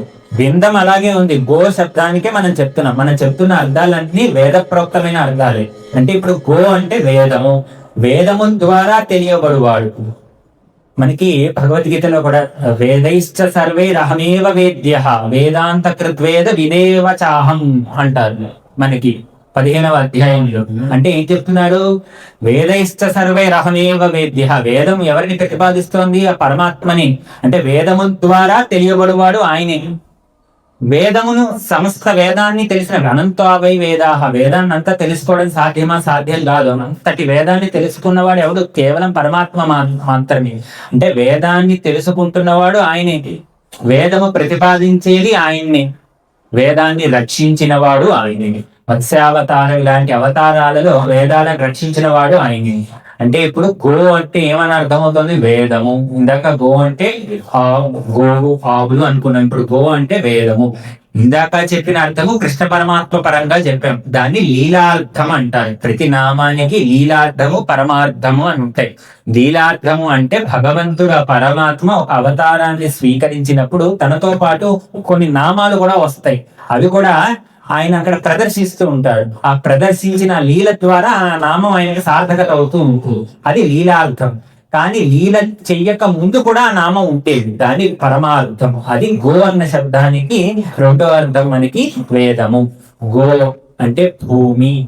మళ్ళీ ఇదే భూమి రక్షించువాడు, భూమి ద్వారా తెలియబడువాడు, భూమిని తెలుసుకుంటున్నవాడు. మళ్ళీ అదే 3 అర్థాలు. భూమిని రక్షించిన వాడు ఎక్కడ రక్షించాడు? వరాహస్వామి. అందుకే మీరు విష్ణు సహస్రనామాల్లో చూడండి, మహావరాహో గోవింద సుషేణ కనకాంగది. వరాహ శబ్దం పక్కన వెంటనే ఏం వేశారు? గోవింద అన్న నామం వేశారు. అంటే వరాహస్వామిగా భూమిని పైకి జలంలో ఉండిపోయిన ఆ భూమిని రహస్యంగా ఉన్న దాన్ని తెలుసుకుని పైకి ఎత్తి ఉద్ధరించి రక్షించిన వాడు మహావరాహు. అదే గోవింద అని చెబుతున్నాం. ఇప్పుడు మళ్ళీ గోవింద అంటే గో అంటే ఆవు, గో అంటే వేదము, గో అంటే భూమి. గో అంటే గోపి రశ్మిపి. గో అంటే రశ్ములు అంటే కిరణముల ద్వారా తెలియబడువాడు, కిరణములు తెలుసుకుంటున్నవాడు, కిరణములు రక్షించువాడు. కిరణములు వస్తున్నాయి అంటే మనకి తెలుసు ఎక్కడో వెలుగు ఉంది కాబట్టి కిరణాలు వస్తున్నాయి. ఆ వెలుగు ఏది? సూర్యనారాయణ అని నిత్యము మనం రోజు నమస్కరిస్తున్నాం. ఆ సూర్యనారాయణ మూర్తియే గోవింద. అంటే గోవిందుడు అంటే ఇప్పటి వరకు మనం చూసుకుంటుంది నాలుగు చూసుకున్నాం. గోవు భూమి, కిరణములు వేదము, గోపి ఇంద్రియై. ఇప్పటి వరకు మనం చెప్పుకుంటున్న అర్థాలన్నీ అంటే బయటవి, అంటే రశ్ములు కిరణములు రక్షించువాడు, వేదములను రక్షించువాడు లేదా తెలియబడువాడు, ఇవన్నీ చెప్పుకుంటున్నాం. ఇప్పుడు గోపి అంటే ఇంద్రియై, ప్రాణములు, ఇంద్రియములే గో. వాటి చేత తెలియబడువాడు, వాటిని తెలుసుకుంటున్నవాడు, వాటిని రక్షించువాడు. మన ఇంద్రియములతో ఇందాకనే ప్రారంభంలో చెప్పాం, మనకి ఇచ్చిన ఇంద్రియాలతో ఏం చేయాలి? కమలాక్ష నర్జించు పరములు. అంటే మన ఇంద్రియముల ద్వారా భగవంతుని తెలుసుకోవాలి. ఇంద్రియముల ద్వారా భగవంతుడు తెలియబడతాడా? ఏతో బాచో నివర్తంతే అంప్రాప్యవన సాసహ. మరి మనస్సు ఇంద్రియములు ఎక్కడ వరకు వెళ్ళలేవో తెలుసుకోలేవో అదే పరమాత్మ అని చెప్తోంది వేదం. తెలుసుకోలేవో మళ్ళీ వాటి ద్వారానే తెలియబడాలి అంటున్నాం. అంటే నీకు పుట్టుకతో వచ్చిన ఇంద్రియాలు మనసులతోటి భగవంతుని తెలుసుకోలేవు. నువ్వు సాధన చేసి ఆ ఇంద్రియములకు మనసుకి శుద్ధి చేసి, అంటే చిత్తశుద్ధి. అయితే ఇందాక ఉన్నాం, చిత్తశుద్ధి ద్వారా జ్ఞానము. అందుకే ఇంద్రియములు మనసుకి శుద్ధి చేసి దాని ద్వారా భగవంతుడిని తెలుసుకోవాలి. అంటే ఇంద్రియముల ద్వారా తెలియబడువాడు, ఇంద్రియములను తెలుసుకుంటున్నవాడు, ఇంద్రియములను రక్షించేవాడు. మన ఇంద్రియములన్నిటికీ శక్తి ఎలా వస్తుంది? బుద్ధి ఎలా పనిచేస్తుంది? ఇంద్రియములు ఎలా పనిచేస్తున్నాయి అంటే ఆత్మస్వరూపముగా ఉండి ఆ ఆత్మ కాంతియే ఇంద్రియం మీద పడితే పనిచేస్తుంది. ఆ ఆత్మశక్తియే మనసు మీద పడితే మనసు పనిచేస్తుంది. ఆ ఆత్మశక్తియే ఇంద్రియము కన్ను మీద పడితే కన్ను చూస్తోంది. దేనిది ఆ శక్తి? కన్నుది కాదు, వెనకాలున్న ఆత్మది. ఆ ఆత్మయే, ఆత్మస్వరూపుడే గోవిందుడు. అంటే గోవిందం అంటే ఎన్ని అర్థాలు మనకి తెలియడం కోసం ఇన్ని అర్థాలతోటి శంకర భగవత్పాదుడు భజ గోవిందం, గోవిందుడిని భజించు, గోవిందుడిని ఆశ్రయించు అంటున్నారు. అంటే మనకి గోవింద నామాన్ని చెప్తే దాని వల్లే తరిస్తాడు. నామస్మరణ ధన్యోపాయ నహి పశ్యామో భవతరణి. యొక్క నామాన్ని పట్టుకుంటేనే మనం తరిస్తాము. అందుకే హరుణకు విభీషణకు అద్రిజకం తిరుమంత్ర రాజ్యమై కరిగి అహల్యకు ద్రుపద కన్యకు ఆర్తి హరించు చుట్టమై పరిగిన ఎట్టిని పదిత పావన నామము నా జింపయంతు నిరంతరము నటియుంపజేయుమి కదా శరధి కరుణాపయోనిధి అంటారు. అంటే స్వామి నీ నామము నా జింపయందు నిరంతరము నటించేటట్టు చేయి. పవి పుష్పంబగు అగ్ని మంచకు నపూపారంబు భూమి స్థలంబగు శత్రుండి అతిమిత్రుడవు విషము దివ్యాహారమవునన్నగా అవనీ మండల దోపలం శివ శివేద్యాభాష నందాసకిన్ శివ నీ నామము సర్వవశ్యకరమౌ శ్రీకాళహస్తీశ్వర అంటారు. శివ అన్న రామ అన్న ఏ నామాన్ని పట్టుకున్నా అది మనం తరించడం కోసమే. నామాన్ని పట్టుకున్నవాడే తరిస్తాడు. అంత తేలిక మార్గము మనకి మరోసారి మహర్షులు చెప్పిన మాటనే మరోసారి మన కోసం అవతరించి మనను ఉద్ధరించడానికి చెప్పారు శంకర భగవత్పాదులు. అందుకు భజ గోవిందం అని చెప్తున్నారు. అందుకు భజ గోవిందం భజ గోవిందం గోవిందం భజ మూఢమతే సంప్రాప్తే సన్నిహితే కాలే నహి నహి రక్షతి దుకృత్కరణి. సంప్రాప్తే సన్నిహితే కాలే, కాలము అంటున్నారు. ఇప్పటి వరకు మృత్యువు, కాలము మృత్యువు అంటే అర్థం ఏంటి? మృత్యువు ఎప్పుడు వస్తుందో తెలియదు. అటువంటి ఆ మృత్యువు అంటే జనన మరణాదులు కలిపితే మృత్యువు. ఈ సంసార చక్రం నుంచి దాటి వేసేది కర్మ కాదురా, ఆ భజగోవిందం గోవిందుల్ని ఆశ్రయిస్తేనే ఇది దాటుతారు అని ఇంకో అర్థం చెప్తున్నారు. అంటే కాలస్వరూపం అంటే సంసారం, జనన మరణాలే కాలం. ఆ జనన మరణాలని కర్మ పట్టుకుంటే నువ్వు దాటలేవు. అందుకు గోవిందుణ్ణి ఆశ్రయించి కర్మని ఆచరించు. అంటే మనం ఏం చేయాలి?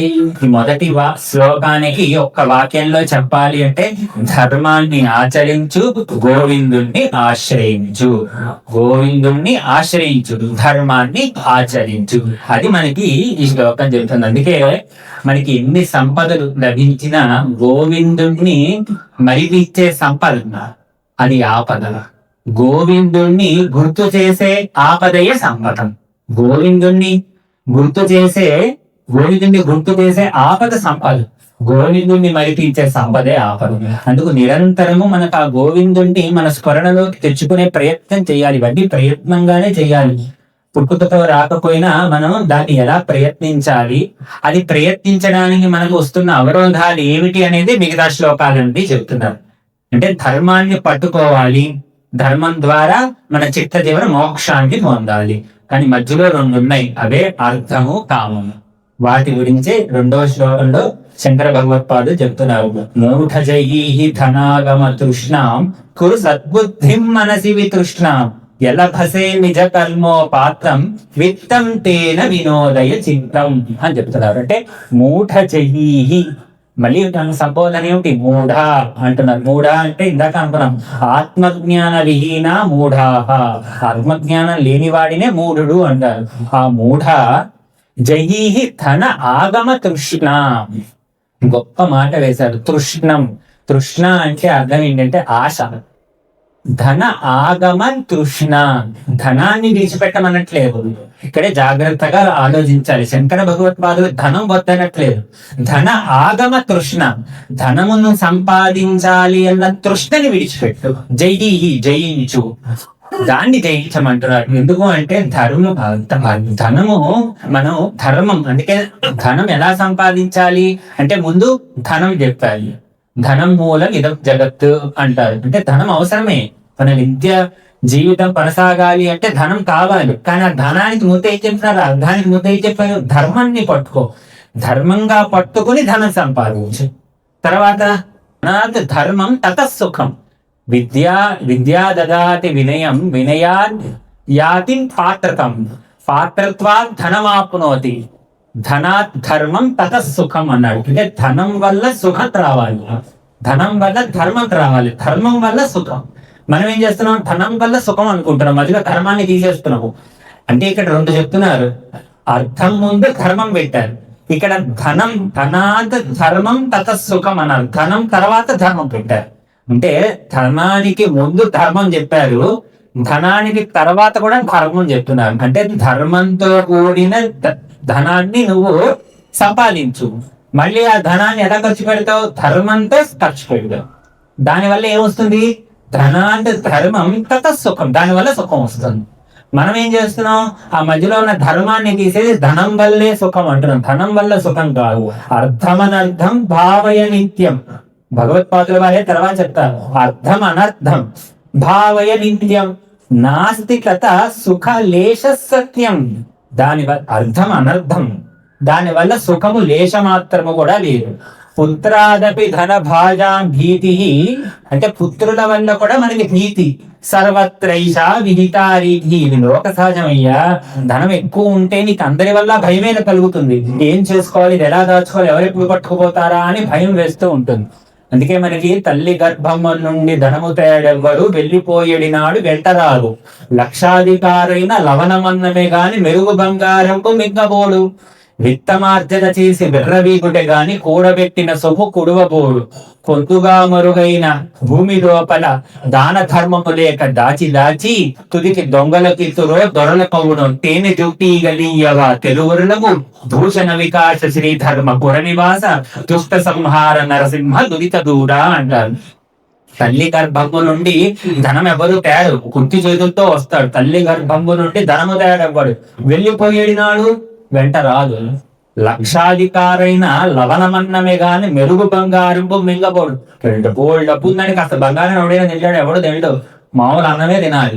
లక్షాధికారైన లవణమన్నమే గాని మెరుగు బంగారము మింగబోడు. మరి విత్తమార్జన చేసి దాన ధర్మము లేక దాచి దాచి తుడికి దొంగలకిత్తురో దొరల కొడుని తేనెత్తి జుంటి గలియవా తెలుగులకు. తేనెటీగ ఏం చేస్తుంది? అన్ని ఎక్కడెక్కడో ప్రయాణం చేసి ప్రతి చెట్టుకి ఉన్న పుష్పంలో ఉన్న పువ్వులో ఉన్న మకరందాన్ని తీసుకుని అది తాగుతుందా? అదేం తాగదు. అదో చోట అంతా సేకరిస్తూ ఉంటుంది. అది సేకరించగా చూస్తూ ఉంటాడు ఒకడు. అది మొత్తం అయ్యాక కింద వచ్చి ఒక కాస్త పొగ పెడతాడు. ఆ పొగకి ఆ మంటకి అవి చచ్చిపోతాయి లేదా వెళ్ళిపోతాయి. వీడితే తేనంతా అనుభవిస్తాడు. మనం చేసేది అది. మన ధనము మనం సంపాదించేది అంటే ఏం చెప్తున్నారు? ధనం సంపాదించద్దు అనట్లేదు. ఎంత ఉంటే నీకు తృప్తి, ఆ తృప్తికి సంపాదించు. ధనం వద్దనలేదు, తృష్ణ వద్దు అన్నాడు.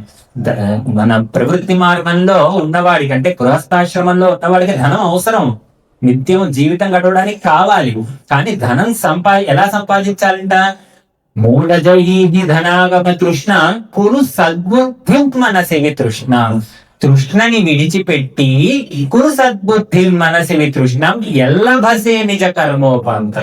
భగవంతుడు నీకు ఏదో ఒక వృత్తినిచ్చాడు, ఏదో నీ కర్మ ద్వారా నువ్వు సంపాదించుకునే ఒక ఉద్యోగము ఏదో లభించింది. దాని ద్వారా నీకు ఎంత ధనం వస్తోందో దాని చేత తృప్తి చెందు. దాని వల్ల తృప్తి చెంది తృష్ణకి వెళ్ళకు, పరుగులు పెట్టకు. తద్వారా నువ్వు ఆ తృష్ణలో పడిపోతే ఇక నీకు అది తప్ప ఇంకేది కనిపించదు, ధనం తప్ప ఇంకా ఏది కనిపించదు వాడికి. అందుకు ఆ తృష్ణలో పడకుండా నువ్వు సన్మార్గంలో ఉండి సంపాదించు. అంటే దానివల్ల ఏమవుతుంది? నీకు ఆ ధనం నిన్ను పాడు చేయదు. అలా నువ్వు ధర్మంతో సంపాదించకుండా ధర్మం కోసం ఖర్చు పెట్టుకోకుండా ఉన్న ఆ ధనము నిన్ను పాడు చేస్తుంది అలాంటి ధనం. అది మనకి ఇక్కడ చెప్తున్నారు. మూఢరహి ధనాగమ తృష్ణం కురు సద్బుద్ధిం మనసి వితృష్ణం ఎల్లభసే నిజ కర్మోపాతం విత్తం తేన వినోదయ చిత్తం. విత్తం తేన వినోదయ చిత్తం అంటే అటువ నిజాయితీగా అవినీతి లేకుండా మనకి ఏదైతే భగవతత్వంగా మనం చేసుకుంటున్న కర్మ వల్ల నిజ కర్మ అన్నారు. అంటే మనం చేసుకుంటున్న కర్మ వల్ల మనకి ఏ ధనం అయితే సంప్రాప్తి అవుతుందో దానితో తృప్తి చెందు. ఏమంటే ఇద్దరు ఒకేలా కష్టపడుతున్నారు, ఒకరికి ధనం బాగా వస్తుందో ఒకరికి తక్కువ వస్తుంది. మరి ఏం చెప్తారు అంటే నిజ కర్మోపాతం అంటే ఈ జన్మలో చేసుకున్న కర్మే కాదు, పూర్వ జన్మలో చేసుకున్న కర్మ కూడా ఉంది. అందుకు నీకు కర్మ వల్ల ఎంత సంప్రాప్తి అవుతుందో దానితో తృప్తి పడటం నేర్చుకో అని చెప్తున్నారు. అలా చెప్తూ అర్థం గురించి చెప్తూ తర్వాత అడ్డుపడేది కామం. నాడీస్తనభర నాభీవేశం దృష్ట్వామాగా మోహావేశం వేతన్ మాంసవసాది వికారం మనసి విచింతయ భారం భారం అంటున్నారు. అంటే ఏం చెప్తున్నారు? ధర్మ అర్థ కామ మూడోది. అంటే కామము మనిషికి సహజంగా అంటే ఎవరు చెప్పక్కర్లేదు. ఇంద్రియాలు మనకి ఎక్కడ క్లాసుల్లో చిన్నతనంలో ఇలా ఉండకు, దొంగతనం చెయ్యకూడదు అని చెప్తారు. లేదా ఎవరితోటి కఠినంగా మాట్లాడకు, అసత్యం ఆడకు, ఇవే చెప్తారు. ఎందుకు అంటే సహజ స్వభావంగా మనసు వీటికే ఆకర్షణం అవుతుంది, ఇలా ఆకర్షిస్తూ ఉంటుంది. కాబట్టి బుద్ధికి ఇవన్నీ నేర్పిస్తూ ఉంటారు. ఎందుకంటే మనసుకి సంస్కారం ఉండదు కాబట్టి బుద్ధికి శిక్షణ ఇవ్వాలి. మన ఇంట్లో పక్కింటి వాళ్ళ యొక్క మామిడి చెట్టు ఒక కొమ్మ వేలాడుతూ ఉందనుకుందాం, దానికి బోర్డు మామిడి పళ్ళు ఉన్నాయి. వెంటనే నాకు ఒక పంటని చూసి తినాలనిపించింది, కోరిక పుట్టింది. కోరిక ఎవరికి పుట్టింది? మనసుకు పుట్టింది. అరే మామిడి పట్టు బాగుంది తిందాము అని కోరిక ఎవరికి పుట్టింది? మనసుకు పుట్టింది. మనసు వెళ్ళి నేరుగా పండును తీసుకోగలదా? తీసుకోలేదు. ఏం చేస్తుంది మనసు? వెంటనే కాళ్ళకి చెప్తుంది, ఓ కాళ్ళు నువ్వు కాస్త చెట్టు వరకు నడిచి ఆ పండు తీసుకో అంటూ. వెంటనే శరీరం లేచి ఆ కాళ్ళతోటి ఆ చెట్టు దగ్గరికి వెళ్ళాలి. కాళ్ళు ఆ పంటను తీసుకోగలవా? తీసుకోలేవు. వెంటనే మనసు ఏం చేస్తుంది? కాళ్ళు తీసుకొచ్చాయి కదా, వెంటనే చేతులకు చెప్తుంది, ఓ చేతులు ఆ పండుని తీసుకో అంటూ. వెంటనే చెయ్యి ఆ పండుని ఇలా కోసి ఓ నోరు ఆ పండుని తిను అంటూ. వెంటనే నోట్లో ఆ పండుని తిన్న వెంటనే అబ్బా నాకు నా మనసు సంతోషించింది అంటారు. అంటే మనసుకు పుట్టిన కోరిక దేని ద్వారా సాధిస్తోంది? చేతుల ద్వారా, కాళ్ళ ద్వారా, నోరు ద్వారా ఆ పండును తీసుకుంటోంది, తింది.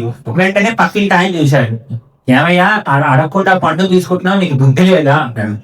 ఏమండి, నా కోరిక పుట్టింది మనసుకండి, నా బుద్ధికి కాదు.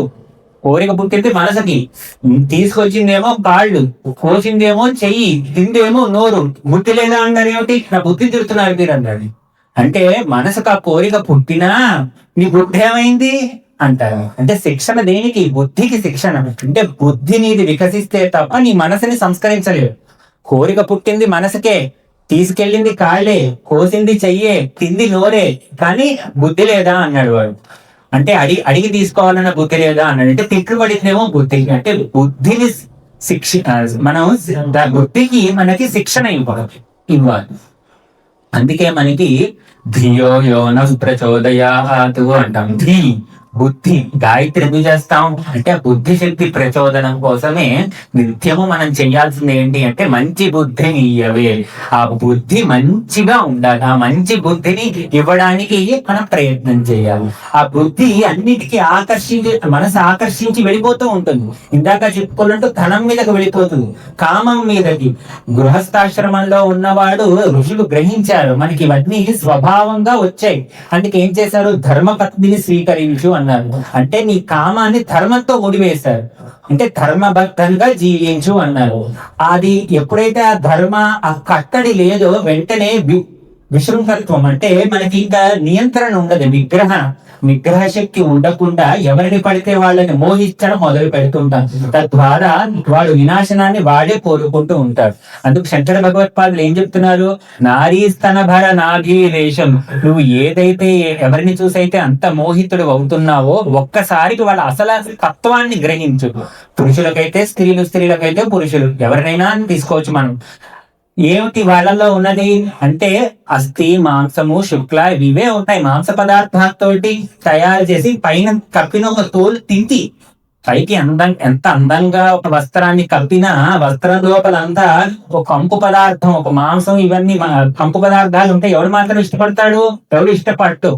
అదే శంకర భగవత్పాదులు చెప్తున్నాడు. మనసివి చింతయ వారం వారం, నిరంతరం మనసుకి చెప్పుకుంటూ ఉంటూ ధర్మబద్ధంగా ఉండు, ధర్మబద్ధంగా జీవించు, ధర్మబద్ధమైన కామంతో జీవించు.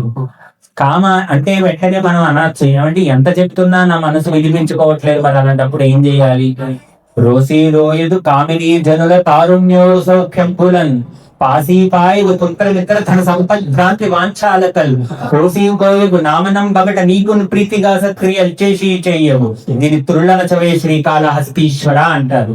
అంటే రోషి రోయదు కామిని జనుల తారుణ్యోరు సౌఖ్యం బోలని. స్వామి, ఈ కామం విపరీతంగా నన్ను ఇబ్బంది పెడుతోంది. దాన్ని నేను ఎంత నియంత్రించినా నియంత్రించుకోలేకపోతున్నాను. పుత్ర భ్రాంతి వాంఛాలతలు అంటే పుత్రుల పట్ల, భార్య పట్ల, అన్నిటి పట్ల నాకు ఒక భ్రాంతి, విపరీతమైన భ్రాంతి కలుగుతోంది. దాన్ని నేను ప్రయత్నం చేస్తున్నాను, దాన్ని తీసేయాలి అన్న ప్రయత్నం చేస్తున్నాను. అందుకే కానీ అవి ఎలా ఉన్నాయి? వాంఛాలతలు. ఒక లత ఉంది, లత ఏం చేస్తుంది? మొత్తం తీగకంతా చుట్టుకుపోతుంది. ఆ లత నేను మధ్యలో తెంపేశాను, మళ్ళీ పెరిగిపోతూ ఉంటుంది. నా కోరిక వాంఛ ఎలాంటిదంటే ఎన్నిసార్లు దాన్ని వెనక్కి తీసుకొస్తున్నా అది మళ్ళీ దాని వెంటే పరిగెడుతున్నావు. మరి ఏం చేయమంటావు? ఇది నా బలహీనత అని చెప్తున్నారు. అంటే మనకున్న బలహీనత ఎవరికి చెప్పాలి?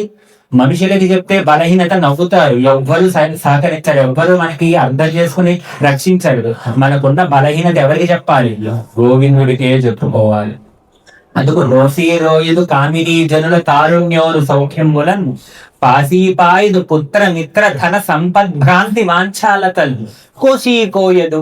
దాన్ని కోస్తున్నాను, ఆ లతని ఇలా కోస్తుంటే మళ్ళీ పెరిగిపోతాను, వాంఛని తీస్తుంటే మళ్ళీ కోరిక ఉంటుంది. కోసి కోయదు. ఇన్ని చేస్తోంది మనసు భగవంతుడి కోసం. గోవిందా అంటుందా? నీకు ప్రీతిగా సత్క్రియలు చేసి అది మాత్రం చేయదు. అంటే కోసి కోయదు నామనం బకట నీకు ప్రీతిగా సత్క్రియలు చేసి చేయదు. ఇలాంటి మనసుని ఏం చేయాలి? దీన్ని తురుళనచవే శ్రీకాళహస్తీశ్వర. ఈ మనసు యొక్క తురుడును అలా మనసవయ్యా, అది నేను చెప్తుంటే వినట్లేదు, నువ్వే చెయ్యాలి. ఎలా? సదా మోహాటవ్యాన్ చరతి యువతీనాం కుచగిరో నటత్యాశాశాగా స్వటతి జడిత స్వైరమపిత కపాలిం ధిక్షో మే హృదయ కపి అత్యంత చపలం దృఢం భక్త్యా బద్ధ్వా శివభవదతీనం కురువిభో. ఈ మనసు ఇష్టం వచ్చినట్లు విహరిస్తోంది స్వామి. దీన్ని ఏం చెయ్యాలి అంటే, ఇప్పుడు చూడండి, ఒక దొంగ పరిగెట్టి పరుగులు పెడుతూ ఉంటే ఏం చేస్తాడు? వాడిని వెంటనే పట్టుకుని ఒక స్తంభానికో దేనికో ఒక తాడు తీసి కట్టేస్తాం. తమకం గొప్ప పరాంగనా జనుల పరద్రవ్యంబులను మృత్యులింగ మహోద్యోగంబు చేయునే మనము దొంగం పట్టి వైరాగ్య పాశంబు చుట్టి బిగించి నీదు చరణ స్తంభంబుల కట్టివైచి ముదం పెన్నడు కలగజేయగలవరు శ్రీకాళహస్తీశ్వర అంటున్నారు. అంటే ఎలా చెయ్యాలంట, మనసుని ఏం చేయాలంటే భగవంతుడు అలా వెళ్ళిపోతాను, అది నేను చెప్తా ఉంటే ఆగట్లే, అందుకు నువ్వేం చేయాలి, ఆ మనసుని కూర్చోబెట్టి దానికి వైరాగ్యం అనే పాశాన్ని కట్టి, దేంతో కడతావు, కట్టి నీ చరణ స్తంభంబులను కట్టి వేయచ్చు, నీ చరణములని స్తంభాలకి కట్టేసే, అది ఇంకెక్కడికి వెళ్ళదు, ఎటు తిరిగినా నీ కాళ్ళ దగ్గరే తిరుగుతూ ఉంటుంది. నా మనసును అలా కట్టేసి నాకు ముదంబన్నడు చేయగలవో శ్రీకాళహస్తీశ్వర, నా మనసుకి సంతోషాన్ని కలిగించు స్వామి. అంటే మనసుని మనం నియంత్రించుకోలేని మన బలహీనతను భగవంతుడికే చెప్పి నీవే తప్ప ఇంత పరం గురుగా, నువ్వే రక్షించు, దీన్ని నువ్వే కట్టడి చేయి అని మన బలహీనతని భగవంతుడికి నివేదించాలి.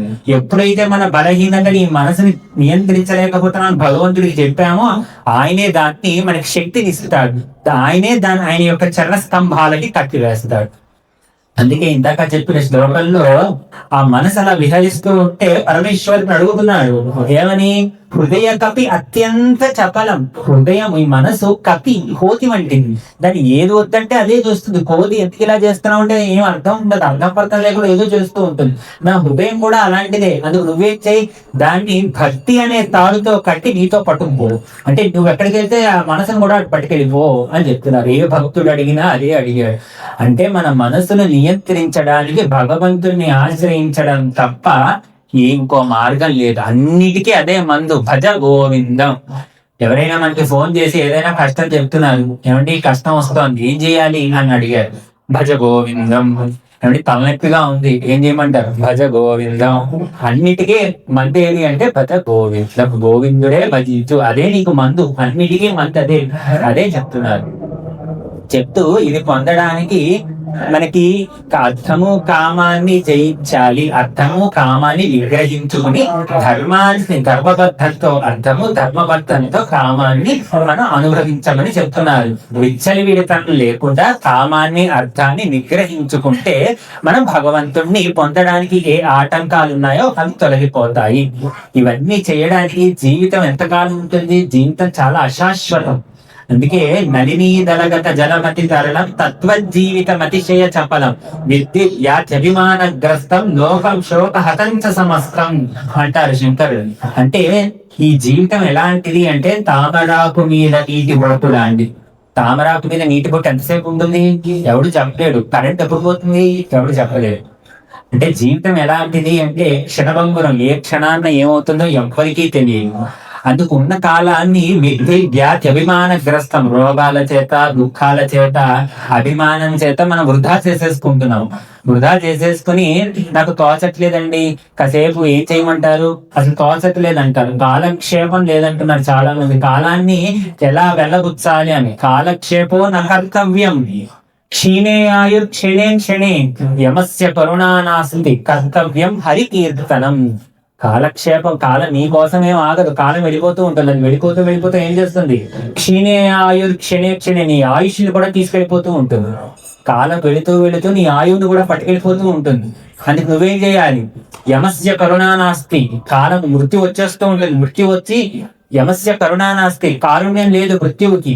అయ్యో వీడేదో పెళ్లి చేసుకుంటున్నాడు, వీడేదో సంసారంలో ఉన్నాడు, ఏదో కార్యక్రమం ఉందని చెప్పాడు అని యమధర్మరాజు ఆగుతాడా, ఏం ఆగడు. యమస్య కరుణానాస్తి, కారుణ్యం లేనివాడు ఎవడంటే యముడు. వెంటనే ఏం చేస్తాడు, యమస్య కరుణానాస్తి. అందుకేం చేయాలి, నువ్వు కర్తవ్యం హరి కీర్తనం, ఉన్న ప్రతి క్షణము సద్వినియోగపరుచుకుంటే భగవంతుడిని కీర్తించు అని మనకి చెప్తున్నారు. ఏ పాపం అయితే మనని అడ్డుపడుతుందో ఆ పాపాన్ని తొలగించి భగవంతుడిని కీర్తించు అని మనకి చెప్తూ, ఇందాక విత్తం గురించి చెప్తూ మరొక మాట చెప్తున్నారు. యావత్ విద్దో పార్జన సక్త తావన్ నిజ పరివారో రక్త పశ్చాజ్జీవతి జర్జర దేహే వార్తాం పూరోపిన భృచ్చతి గేహే. అట్లకాడ తీసుకొని వాతలు పెట్టేటట్టు పెడతారు ఒక్కొక్క శ్లోకాన్ని శంకర భగవత్పాలు. ఇది ఒక్కటి అర్థమైతే చాలు, అసలు జీవితం ఎలాంటిది మనకి తెలిసిన సత్యమే, కానీ మనసు అంగీకరించదు. మనకి తెలియక కాదు, మనకి ఇవన్నీ తెలుసు, నిత్యం మన అనుభవంలో ఉన్నవే, కానీ మనసు పట్టాన్ని ఒప్పుకోదు. మనకి ఏమంటున్నారు, యావత్ పవనో యావత్ విత్తో పార్జన సక్త, నువ్వు డబ్బు సంపాదిస్తున్నంతసేపు పాల్చన సక్త, ఈ చుట్టూ అందరూ చేరుతూ ఉంటారు. బాగున్నారండి, బాగున్నారా, టీ తాగుతారా, కాఫీ తాగుతారా, ఏం తాగుతారు అని అడుగుతూ ఉంటారు. ఫ్రెండ్ కూర్చోండి కాసేపు మా ఇంట్లో అంటారు. యావత్ వింతో పార్చన సక్త తావత్ నిజ పరివారో రక్త, ఎక్కడ లేని ప్రేమ చూపించేస్తారు అందరు. ఎప్పుడైతే శరీరంలో పటుత్వం పోతుందో, జర్జర దేహే, ఎప్పుడైతే శరీరము వృద్ధాప్యంలో వచ్చేస్తుందో, వార్తాం కోపిన పృచ్ఛది గేహే, ఎవడు ఎలా ఉన్నావని కూడా ఉన్నాడు, ఇంకా ఉన్నాడా అని అడుగుతారు. ఇది సత్యము అని చెప్తున్నారు. మరి ఏం చేయాలి? భజ గోవిందం, భజ గోవిందం. అందుకు గోవిందుని ఆశ్రయించు.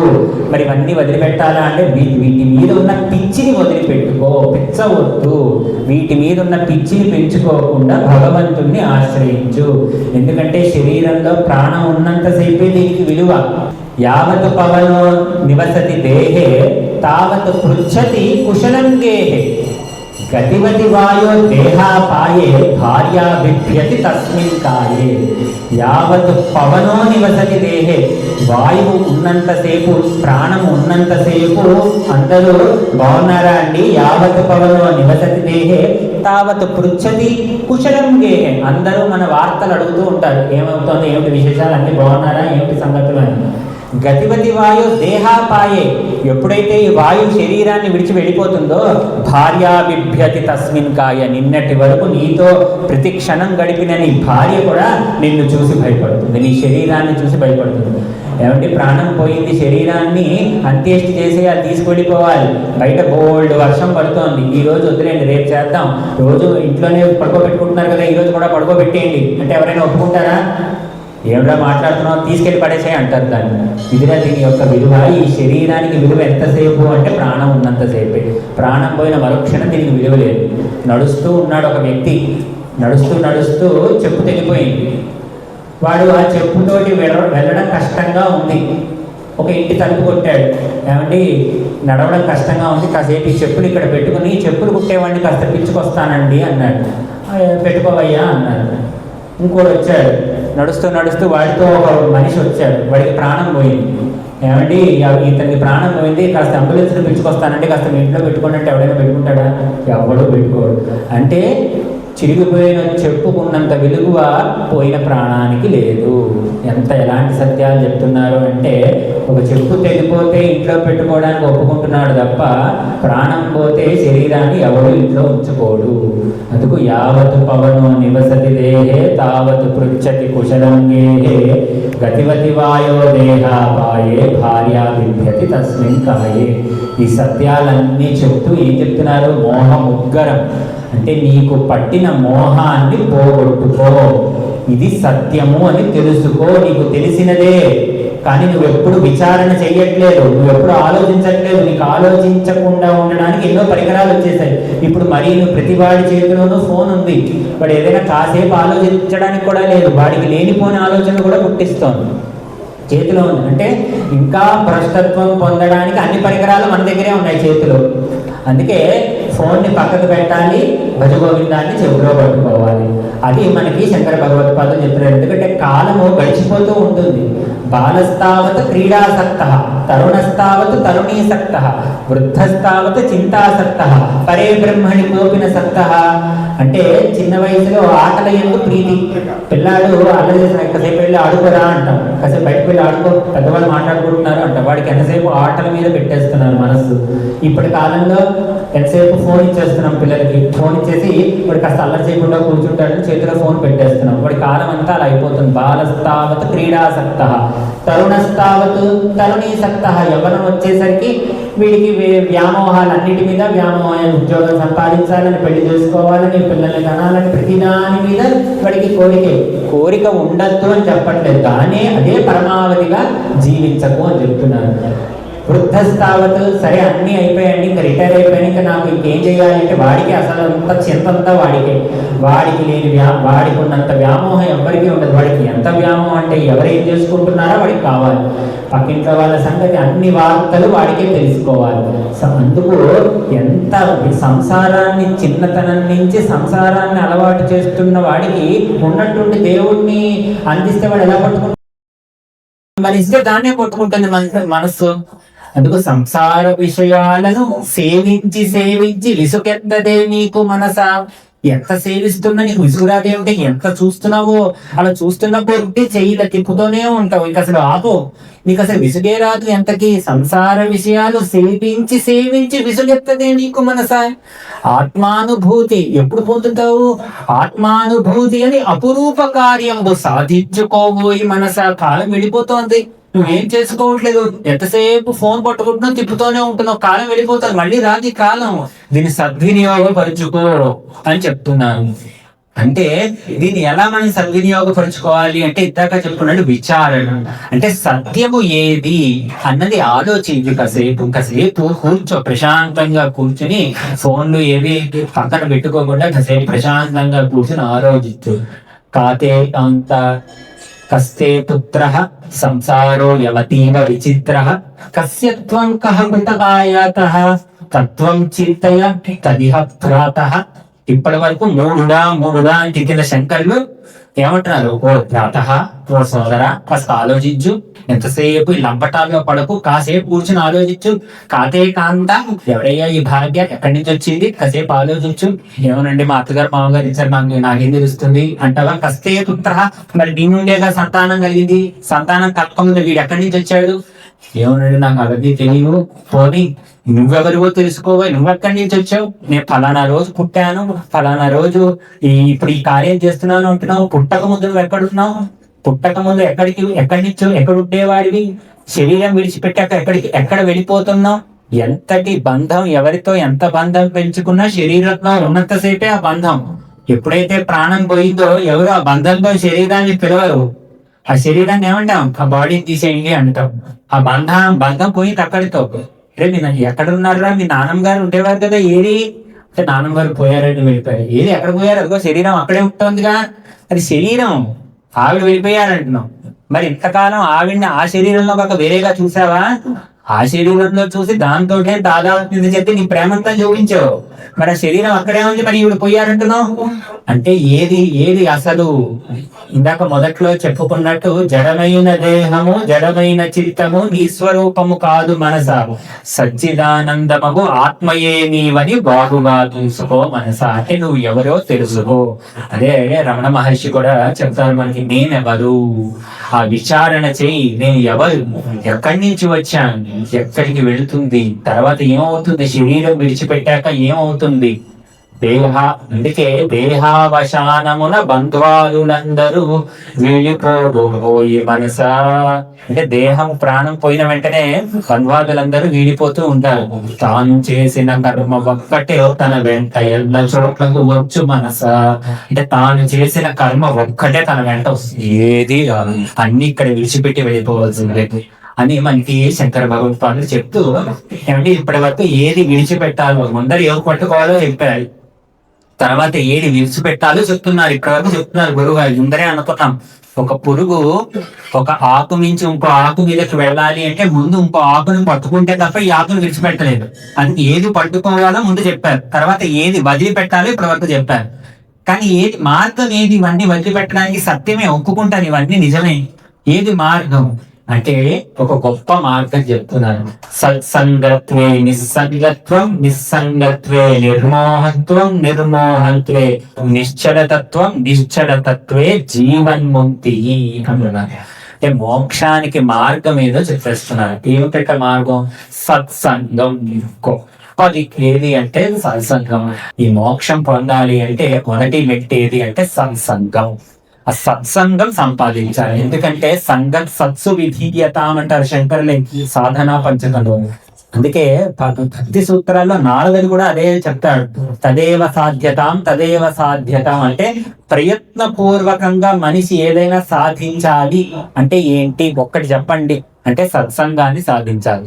సత్సంగం అంటే ఏంటి? సత్తుతో సంగం. ఎందుకంటే మనిషి సంగతి దేంతో ఒక దాంతో ఉంటూనే ఉంటాడు. అలాంటిది ఎప్పుడు సత్వస్తువుతో మనం ఆశ్రయించాలి. సత్వస్తువు ఈ లోకంలో ఏది? అంటే పరమాత్మయే సద్వస్తు. దానిని మనం పట్టుకోవాలి. దానిని పట్టుకోవాలి అంటే నిరంతరము ఏ సత్పురుషుడు నోరు తెరిస్తే ఎప్పుడు భగవంతుడి గురించే సత్పురుషులు ఎవరైతే ఉంటారో వాళ్ళతో సంఘం పెరిగిపోవాలి. అంటే వాడి దగ్గర వెళ్ళి కాసేపు కూర్చుంటే వాడి సినిమా కబుర్లు చెప్పడు, వాడు ఎంతసేపు దైవం గురించే చెప్తూ ఉంటాడు. అలాంటి వాళ్ళతోటి మనం స్నేహం ప్రయత్నపూర్వకంగా వాళ్ళతో సంఘం పెంచుకోవాలి. వాళ్ళ చుట్టూ తిరగడం మనకు అలవాటు అవ్వాలి, వాళ్ళతో ఒకేటట్టు అలవాటు అవ్వాలి. అప్పుడు వాళ్ళు ఏం చెప్తారు?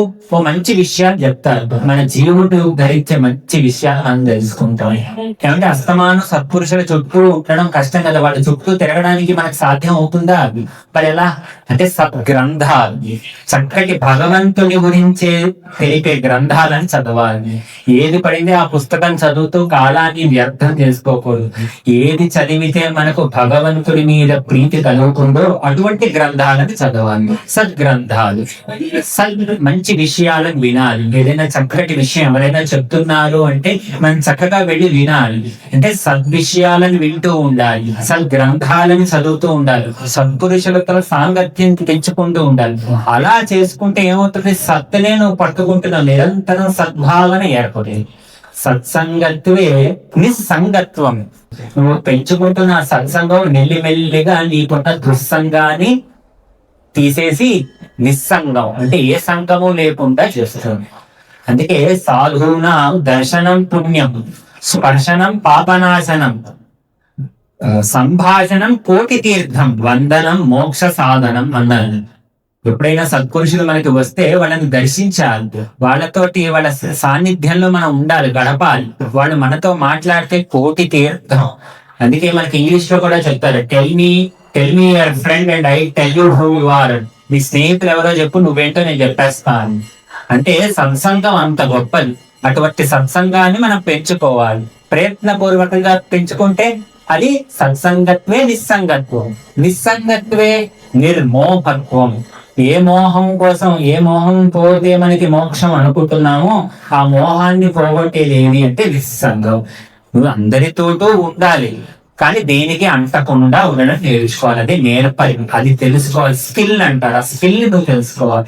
ఆ నిర్మోహత్వం ఏం ఇస్తుంది? నిశ్చల తత్వం. ఆ నిశ్చల తత్వాన్ని మనం పెంచుకోవాలి. ఆ నిశ్చల తత్వమే జీవన్ముక్తి, అదే మోక్షానికి కారణం అని చెప్పారు. అంటే సత్సంగం ఎంత గొప్పదో మనకి శ్లోకం చెప్తున్నారు. మనకి కీ టేకేవేస్ అంటారు. ఏమంటే ఈ ప్రవచనం అంతా విని నేను తెలుసుకోవాల్సింది ఏమిటి అంటే, ఒకటి గోవిందుని ఆశ్రయించండి అని చెప్పారు. రెండు, అర్థము కామము వీటి మీద ఉన్న తృష్ణని పోగొట్టుకో, పిచ్చి పోగొట్టుకొని ధర్మబద్ధంగా ఉండు. రెండోది మిగతాది ఏమిటి అంటే సత్సంగాన్ని పెంచుకో, సత్పురుషులతోటి స్నేహం పెంచుకో, వాళ్ళ చుట్టూ తిరుగు, వాళ్ళతో ఉండు అని చెప్తున్నారు. చెప్తూ కాంత ధనగత చింత వాతుల కింతవ నాస్తిని ఎంత త్రిజగతి సజ్జన సంగతి రేఖ భవతి భవానవ తరణే నౌక అంటున్నారు. సత్సంగం గురించి మరొక చోట ఇదే స్తోత్రంలో చెప్తున్నారు. ఏంటి? కాంత ధనగత చింత, భార్యతోటి చక్కటి సంతానంతో ఉండు, కానీ ఎప్పుడు అదే కాదు, అదే జీవితంగా వద్దు. వాతులకింతవ నాస్తిని ఎంత, ఇంద్రియ వ్యామోహంతో ఎప్పుడు వీటి చుట్టే తిరక్కు, ధనం చుట్టూ వీటి చుట్టే తిరక్కు. మరి ఏం చేయాలి? నువ్వు సజ్జన సాంగత్యాన్ని పెంచుకో. ఎందుకు? భవతి భవానవ తరణే నౌక. ఇది ఒక్కటే నేను భవసాగరాన్ని నుంచి దాటించే నౌక ఏది అంటే కేవలం సత్సంగత్వమే అని చెప్తూ స్తోత్రంలో శంకర భగవత్పాదులు అంటే ఒక సత్సంగానికి వచ్చేసరికి ఎన్ని ఉపాయాలు చెప్తున్నారో.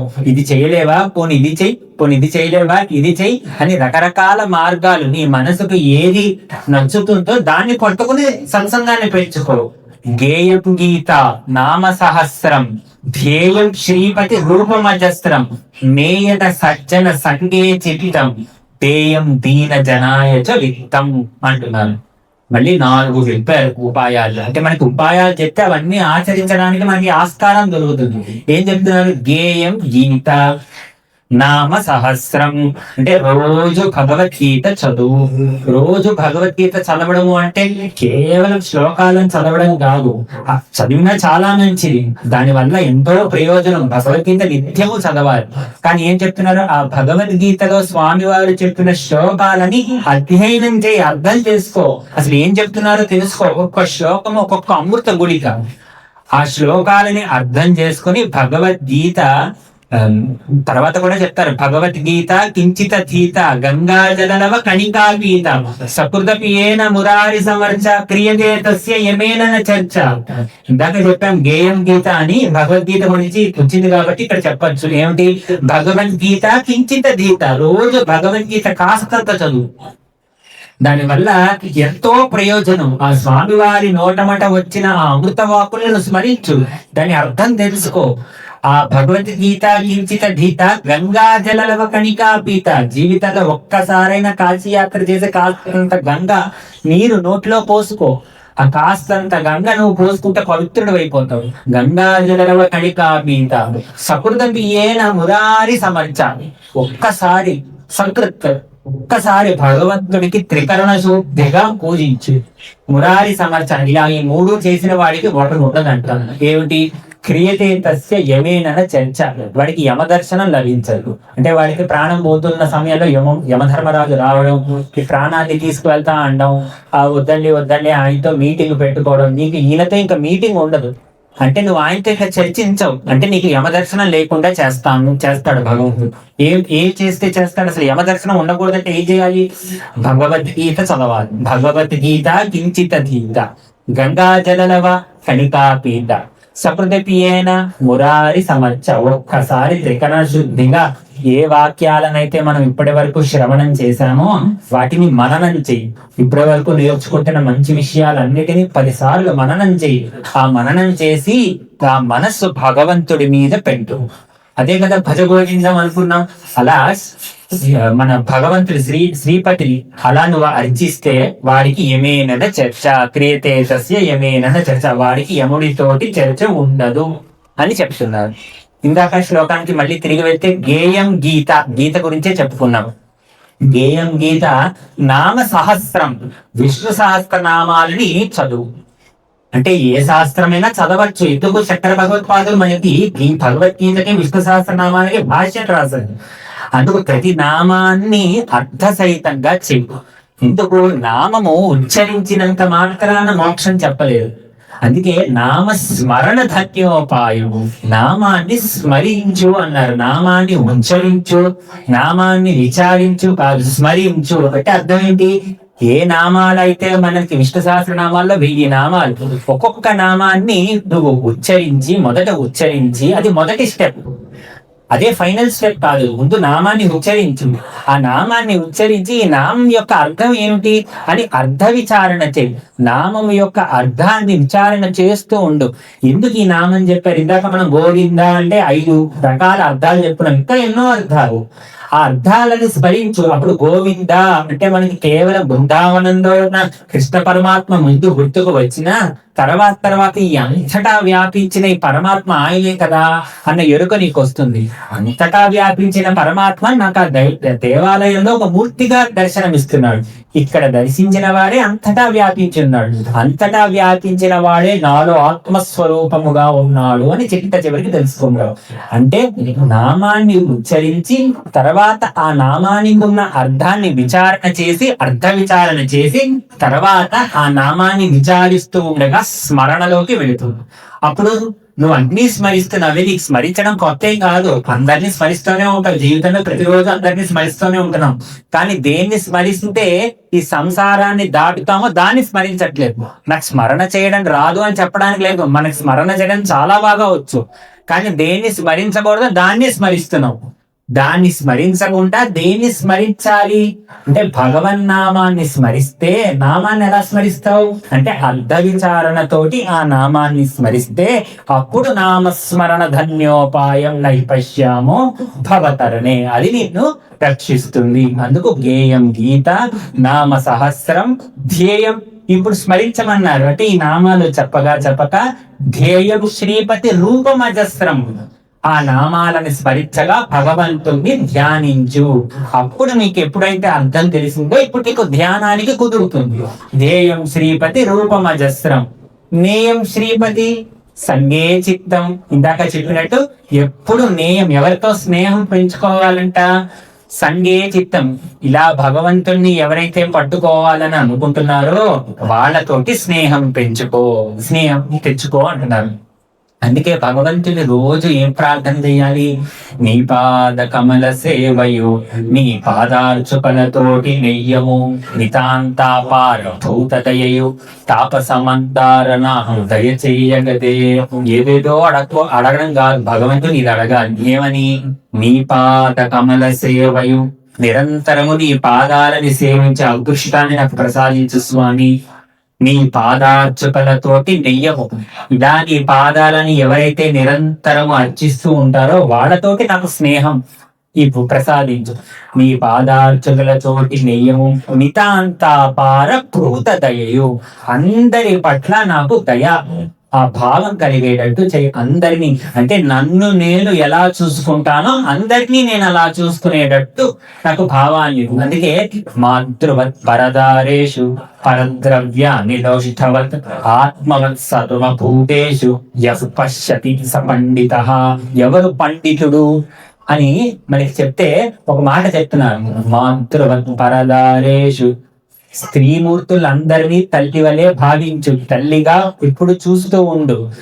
తర్వాత పరద్రవ్య నీకు నడుస్తున్నావు, ఏదో ద్రవ్యం కనిపించింది, ఆ ద్రవ్యాన్ని నువ్వేం చేయాలి? పరద్రవ్య నిలోష్ఠవత్, ఇతరుల సొమ్ము మట్టి పెట్టతో సమానం. రోడ్డు మీద నడుస్తూ మట్టి పెట్ట అన్ని తీసుకుని జేబులో వేసుకుంటావా? వేసుకో కదా. పరద్రవ్యాన్ని దోషవత్, ఆ ద్రవ్యం ఒక మట్టి పెట్టలా భావించి నీది కానిది ఏది నువ్వు పట్టుకో. పరద్రవ్య ఆత్మ సర్వభూతేషు. వేరే చోట అయితే ఇతర మతాల్లో బ్రదర్ లాగా, తమ్ముడిలాగా, అన్నలాగా చూడమంటారు. కానీ సనాతన ధర్మంలో నీలాగా చూసుకో అంటారు. ఎందుకంటే నీలా చూడటం అలవాటు అయితే నువ్వు ఎప్పుడు నిన్ను బాగానే చూసుకుంటావు. అందుకు నువ్వు ఎప్పుడు అందరినీ ఆత్మవత్ సర్వభూతేషు యః పశ్యతి, ఎవరైతే ఇలా చూస్తారో సహ పండిత, వాడు పండితుడు అని చెప్తున్నారు. అందుకు గేయం గీతా నామ సహస్రం ధ్యేయం శ్రీపతి రూపమజస్రం నేయం సజ్జన సంగే చిత్తం దేయం దీన జనాయ చ వింతం. అంటే నీకు భగవంతుడు ప్రసాదించిన ధనముని దీనుల కోసం ఖర్చు చేయి. ఎవరైతే తమకంటూ కనీస సౌకర్యాలు కూడా లేకుండా జీవిస్తూ ఉంటారో వాళ్ళ కోసం భగవంతుడు నీకు అనుగ్రహించిన ధనాన్ని ఖర్చు పెట్టు. మొదట్లో మనం చెప్పుకున్నాం, ధనం సంపాదించడానికి ధర్మం అర్థం, ధనాత్ ధర్మం తతసుఖం. ధనం తర్వాత కూడా ధర్మమే. అంటే ధర్మంతో సంపాదించు, ధనము ధర్మం కోసం ఖర్చు పెట్టు. అలా ఖర్చు పెడితే దీన జనాయ చ హితం. ఎందుకంటే మనకు కావాల్సింది ఎప్పుడు అంటే సర్వభూత హితేరతాః, అన్ని భూతముల పట్ల మనకి ఆ దయాభావం కలగాలి. అందుకే శంకర భగవత్పాదులే వేరొక చోట చెప్తారు, అవిమయమపనయ విష్ణోః దమయ మనః శమయ విషయమృగతృష్ణా భూతదయా విస్తారయ తారయ సంసార సాగరతః. సంసారం అనే సాగరాన్ని దాటడానికి ఏం కావాలి? భూతదయా విస్తారయ, నాకు భూతదయని విస్తరింపచేయి. భూతములు అంటే ప్రాణులు, జీవులు. ప్రతి జీవి పట్ల నాకు ఆ దయా స్వభావం, ఆ స్వభావం అయిపోవాలి. ఎవరి పట్లైనా చూస్తే మనకు ఆ దయాభావం కలగాలి. అంటే వాడు ఏదో తక్కువ అని, ఏదో ఎక్కువ అని అహంకరించడం కాదు. నన్ను నేను ఎలా చూసుకుంటానో అందరినీ అలాగే చూద్దాం మనకి రావాలి.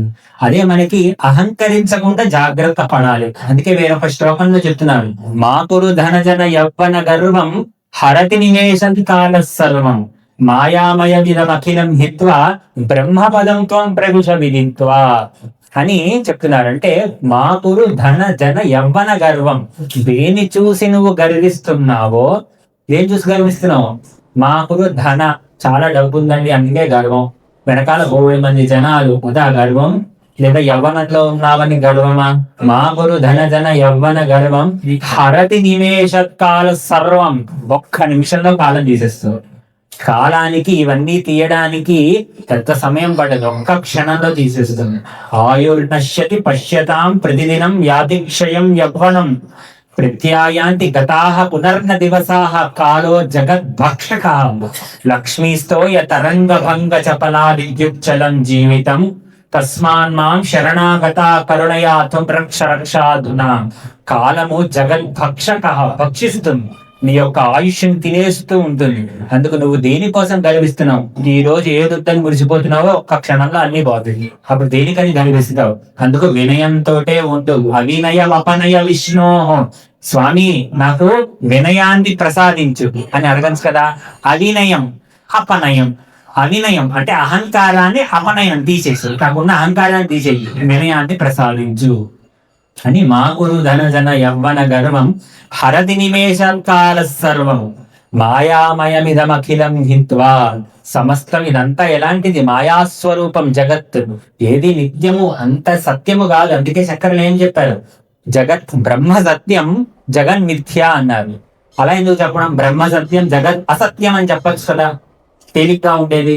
అంటే నేను అసత్యం అని చెప్పాను అనుకోండి, ఈ జగత్ అసత్యం అండి, ఎవడో వచ్చి ఇలా కొట్టాడు, వెంటనే నెప్పేసింది. నువ్వేగా అసత్యం అని చెప్పావు, మరి నెప్పి కూడా అసత్యమే అవ్వాలి కదా అంటాడు. అంటే తర్కం, మనం అంతా తర్కంతో చెప్తూ ఉంటాం. శంకరులు ఎలా చెప్పారు? బ్రహ్మ సత్యం, జగన్ మిథ్య అన్నాడు. మిథ్య అంటే ఉంది అంటే ఉంది, లేదు అంటే లేదు. కళలో ఉన్నాం, నిద్ర వచ్చింది, నిద్రలోకి వెళ్ళిపోయాం, నిద్రలో కళ వచ్చింది, ఆ కళలో పరిగెడుతున్నాను, వెంటనే 4 కుక్కలు తరుముతున్నాయి, చాలా వేగంగా పరుగులు పెడుతున్నాడు, వాడికి చెమట్లు వచ్చేస్తున్నాయి, భయపడిపోతున్నాడు. ఆగుదాం అంటే ఎక్కడ కుక్కలు కరిగేస్తాయా అని ఆగట్లేదు, పరుగులు పెడుతూనే ఉన్నాడు. కాళ్ళని నొప్పులు వచ్చేస్తున్నాయి, ఒక పక్క చెమట వచ్చేస్తాను. వెంటనే ఉలిక్కిపడి లేచాడు. లేచిన వెంటనే కలనా అనుకు. కానీ వాడికి అనుభవంలోకి వచ్చిన ఆ చెమట్లు, వాడికి అనుభవంలో వచ్చిన ఆ కాళ్ళ నొప్పి, ఇదంతా వాడి అనుభవంలో ఉంది. ఎప్పుడు అది అసత్యం అని తెలిసింది? నిద్ర లేచాక. ఇప్పుడు వాడు చెప్తున్నాడు భార్యతో, కళ వచ్చింది, కుక్కలు తరిమాయి, ఎంత భయపడ్డాను, వెనకాల నాకు అలసట వచ్చేసి చెమటలు కక్కేశాను, మొత్తం కాళ్ళంతా తడిసిపోయాను. ఏదంటే కుక్కలేవి కనిపించండి, కళలో అదంతా. కళలోనా? నిజమైతే కాదు కదా, ఇప్పుడు నిజం కాదు, కానీ కళలో ఉన్నంతసేపు పరిగెట్టాను. మరి కళ తెలిసినప్పుడు పరిగెట్టడం ఎందుకు? కళలో నిద్రలో ఉన్నప్పుడు అది కళని తెలియదని నీకు తెలియదు, అప్పుడు నిజమనే అనుకున్నాను. అప్పుడు నా అనుభవంలో కుక్కలు తరమడం నిజం, అప్పుడు నా కాళ్ళు నెప్పెట్టడం నిజం, చెమట రావడం నిజం, ఇదంతా కళలో నిజం కాబట్టి పరిగెట్టాను. కళలో కూడా అది అబద్ధం అని తెలిస్తే పరిగెట్టడం ఎందుకు? ఇదంతా కళ అని అప్పుడు అనుకోవచ్చుగా, అప్పుడు అనుకోలేదు. మెలకువ వచ్చాక నాకు అది కళ అని తెలిసింది. అందుకు శంకరులు అంటున్నారు, ఇది కూడా కళ వంటిదే, స్వప్న విచారం, ఇది కూడా కళ లాంటిదే. మరి తెలియట్లేదే, నిద్రలో ఉంటే నీకు తెలిసిందా? కళలో ఉన్నంతసేపు నువ్వు అది కళ అనుకోలేదు, ఇది కూడా నీకు తెలియట్లేదు. మరి ఇది ఎప్పుడు తెలుస్తుంది? మేలుకుంటే. నిద్ర మేలుకొన్నాక అది కళ తెలిసింది. ఇప్పుడు కూడా జ్ఞానంతో మేలుకుంటే ఇది కూడా కళనే తెలుస్తుంది. అంతసేపు ఇది నిజమే, సత్యమే అన్నట్టుగానే ఉంటుంది. ఇది సత్యం అని ఎప్పటి వరకు ఉంటుంది? కళలో ఉన్నంతసేపు, అజ్ఞానంతో ఉన్నంతసేపు, మోహంలో ఉన్నంతసేపు. ఎప్పుడు నీకు తెలుస్తుంది? జ్ఞానం మేలుకొన్నాక, జ్ఞానం వచ్చినప్పుడు కదా. అదే చెప్తున్నారు మనకి, మా గురు ధనజన యవ్వన గర్వం హరతి నిమేష కాల సర్వం మాయామయమిదమఖిలం హిత్వా బ్రహ్మపదం త్వం ప్రవిశ విదిత్వా. అంటే గర్వాన్ని విడిచిపెట్టి ఈ జగత్తంతా మాయాస్వరూపం అని తెలుసుకొని బ్రహ్మపదం త్వం ప్రవిశ విదిత్వా, బ్రహ్మపదమునందు ప్రవేశించు. ఎలా? నేను చెప్పానని కాదు, విదిత్వా, నువ్వు కూడా ఆలోచించు. నేను చెప్పింది నువ్వు వినేసి స్వీకరించింది కాదు, నీకు భగవంతుడు అందరికీ బుద్ధి శక్తిని ఇచ్చాడు, నువ్వు కూడా ఆలోచించు. అదే తగ్గ చెప్పారు కదా, విచారణ కాతే కాంత కస్తే పుత్ర అని చెప్తున్నారు కదా. నువ్వెవరో తెలుసుకో, ఈ సంసారం ఏంటో దీని అసలు స్వరూపం తెలుసుకుంటే ఇదేమి ఉండదు.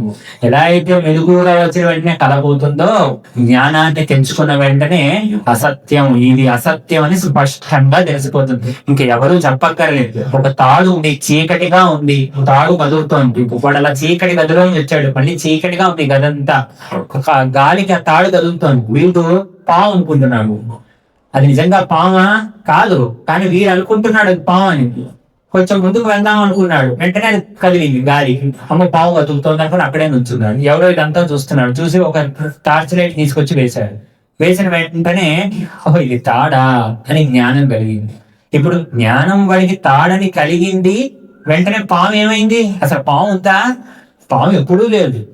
వాడు అనుకున్నాడు అది పాము అని, ఇంతసేపు పాము ఇప్పుడు లేదు అప్పుడు లేదు, కానీ పాము అన్న భ్రాంతిలో ఉన్నాడు.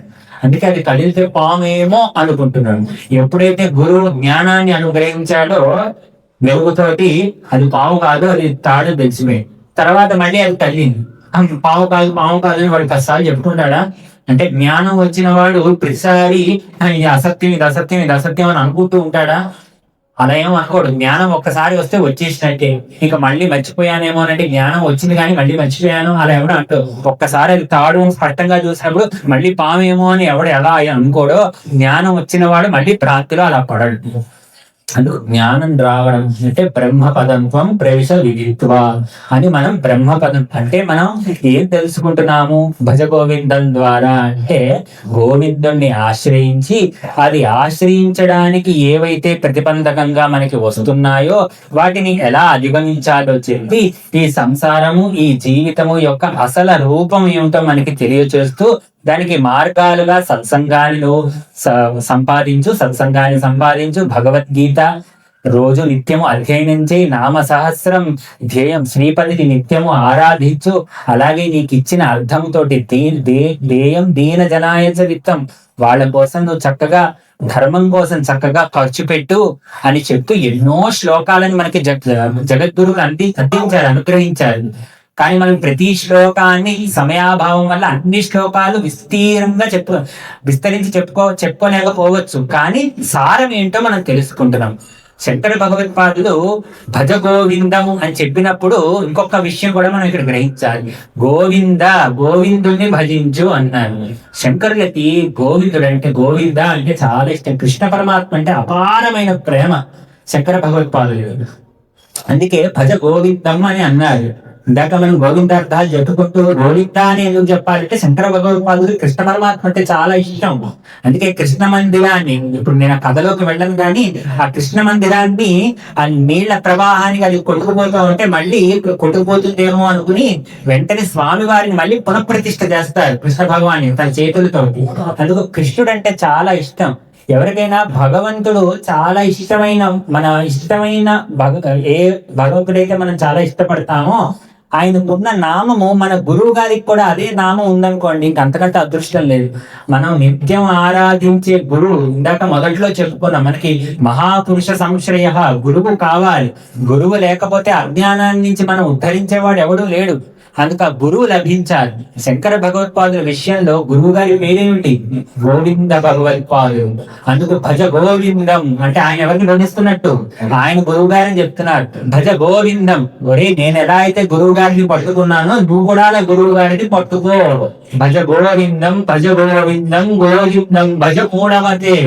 గురువుని ఆశ్రయించు. గురువు వేరు, దైవము వేరా? యస్య దేవే పరాభక్తి యథా దేవే తథా గురోవంతు ఉపనిషత్తు. అంటే ఏ భగవంతున్నైతే నువ్వు ఆరాధిస్తున్నావో ఆ గురువే, ఆ దైవమే, ఏ దైవాన్నైతే నువ్వు ఆరాధిస్తున్నావో ఆ దైవమే నీకు ఎదురుగుండా కంటికి కనిపించే గురువుగా వచ్చారు. ఆ గురువుని ఆరాధించు. గురువుకి దైవానికి అభేదం. అందుకు గురువుని ఆశ్రయించు, గురువుని సేవించు అని చెప్తూ చివరికి చెప్తున్నారు. గురు చరణాంబుజ నిర్భర భక్త సంసారాత్ అచిరాత్ భవముక్త సేంద్రియ మానస నియమాత్ ఏవం ద్రక్షసి నిజ హృదయస్థం దేవం అని చెప్తున్నారు. అంటే మొదట ప్రారంభం చేసింది గురువు గారిని ఆశ్రయించు, దైవాన్ని ఆశ్రయించు. చిట్ట చివరికి ముగిస్తున్నది దేంతోటి? గురు చరణాంబుజ నిర్భర భక్త. గురు చరణముల మీద నాకు అచంచలమైన భక్తి కలగాలి. అదొక్కటే, గురువు గారి పాదముల మీద కలిగిన భక్తే మన సంసారం నుంచి ఉద్ధరిస్తుంది. గురు చరణాంబుజ నిర్భర భక్త సంసారాత్ అచిరాత్ భవముక్త. ఈ సంసారము నుండి అచిరాత్ శీఘ్రముగా మనం భవముక్త బయటకి పడాలి అంటే మార్గం ఏది? గురు చరణాంబుజ నిర్భర భక్త. గురు చరణాలను ఆశ్రయిస్తే తప్ప నువ్వు బయటకి రాలేవు. సేంద్రియ మానస నియమాది ఏవం. నీకున్న ఇంద్రియములను మనస్సుని నియంత్రించుకుని ద్రక్షసి నిజ హృదయస్థం దేవం. నీ హృదయములోనే పరమాత్మని దర్శించు అని చెప్తున్నారు. ఎలా దర్శించాలంట భగవంతుణ్ణి? ఇంద్రియములని మనస్సుని నిగ్రహించి, నిర్మూలించి కాదు, నిర్మూలించలేవు, నిగ్రహించి. అవి ఉంటాయి కానీ వాటికి శుద్ధి, మనం అనుకున్నట్టు వాటికి జ్ఞానబోధ ద్వారా వాటిని శుద్ధి చేసి నిగ్రహించి భగవంతుణ్ణి ఆశ్రయించు, గురువుని ఆశ్రయించు. అలా ఆశ్రయించిన వారికి భవముక్త, ముక్తి లభిస్తుంది. ఎప్పుడో కాదు, అచిరాత్, వెంటనే, శీఘ్రముగా. అందుకు భగవత్పాదులు అనుగ్రహించిన మనకి ఈ భజగోవింద స్తోత్రము ఏదైతే ఉన్నదో దానిలో ప్రతి శ్లోకము మనం చక్కగా చదివి అర్థం చేసుకోవాలి. అంటే 10 సార్లు భజగోవిందం అంటే మంచిదే, అలా అందం కూడా చాలా మంచిదే. కానీ శంకర భగవత్పాదులు ఏ శ్లోకాలు ఆ శ్లోకాలను ఎందుకు చెప్పారు? మోహాన్ని పోగొట్టడం కోసం. అందుకు ఒక్కొక్క మాత్ర డాక్టర్ గారి దగ్గరికి వెళ్ళారు, డాక్టర్ గారికి ఒక ప్రిస్క్రిప్షన్ రాశారు, నాకు ఈ రోగం ఉందండి అంటే ఒక ప్రిస్క్రిప్షన్ రాశారు. రోజు పొద్దున మధ్యాహ్నం సాయంత్రం ప్రిస్క్రిప్షన్ ఉంటేనే చదువుతున్నాను. ఉపయోగం ఏమైనా ఉందా? రోగం తగ్గుతుందా? ఉంటేనే ప్రిస్క్రిప్షన్ చదివితే రోగం తగ్గదు. ఏం చేయాలి? మందు వేసుకోవాలి. మందు పడితేనే రోగం పోతుంది. అలా శ్లోకాలను నిత్యం చదివి దాన్ని మననం చేసుకోవాలి. అది నిత్య జీవితంలోకి ఆచరణలోకి తెచ్చుకుంటేనే మనకు ఉన్న రోగం, భవరోగం పోతుంది. అందుకు నిత్యము ఈ శ్లోకాలని మనందరం పఠించి గోవిందుడిని ఆశ్రయించాలి. అది ఒక్కటే తరుణోపాయము అని శంకర భగవత్పాదుల యొక్క పాదకములకు శిరస్సు దాటించి నమస్కరిస్తూ, అలాగే వెంకటేశ్వర స్వామి వారి యొక్క పాదపద్మములను శిరస్సు దాటించి నమస్కరిస్తూ, నాకు ఈ అవకాశం ఇచ్చిన పెద్దలందరికీ, భగవద్గీత భజన మండలి వారికి, అలాగే ఆలయం కమిటీ వాళ్ళకి పేరు పేరున ప్రతి ఒక్కరికి నా హృదయపూర్వక ధన్యవాదములు తెలుపుతూ స్వస్తి. శ్రీమన్ రమారమణ గోవిందో హరి గోవింద గోవింద గోవింద గోవింద గోవింద గోవింద గోవింద. స్వస్తి ప్రజాభ్యః పరిపాలయంతాం న్యాయేన మార్గేణ మహీమహీషాః. గోబ్రాహ్మణేభ్యః శుభమస్తు నిత్యం. లోకాః సమస్తాః సుఖినో భవంతు. కాలే వర్షతు పర్జన్యః పృథివీ సస్యశాలినీ.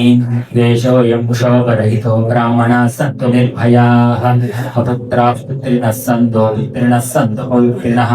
అధనాः సధనాः సంతు జీవంతు శరదాం శతం. సర్వే భవంతు సుఖినః, సర్వే సంతు నిరామయాః, సర్వే భద్రాణి పశ్యంతు, మా కశ్చిత్ దుఃఖభాగ్ భవేత్. ఓం శాంతి శాంతి శాంతి.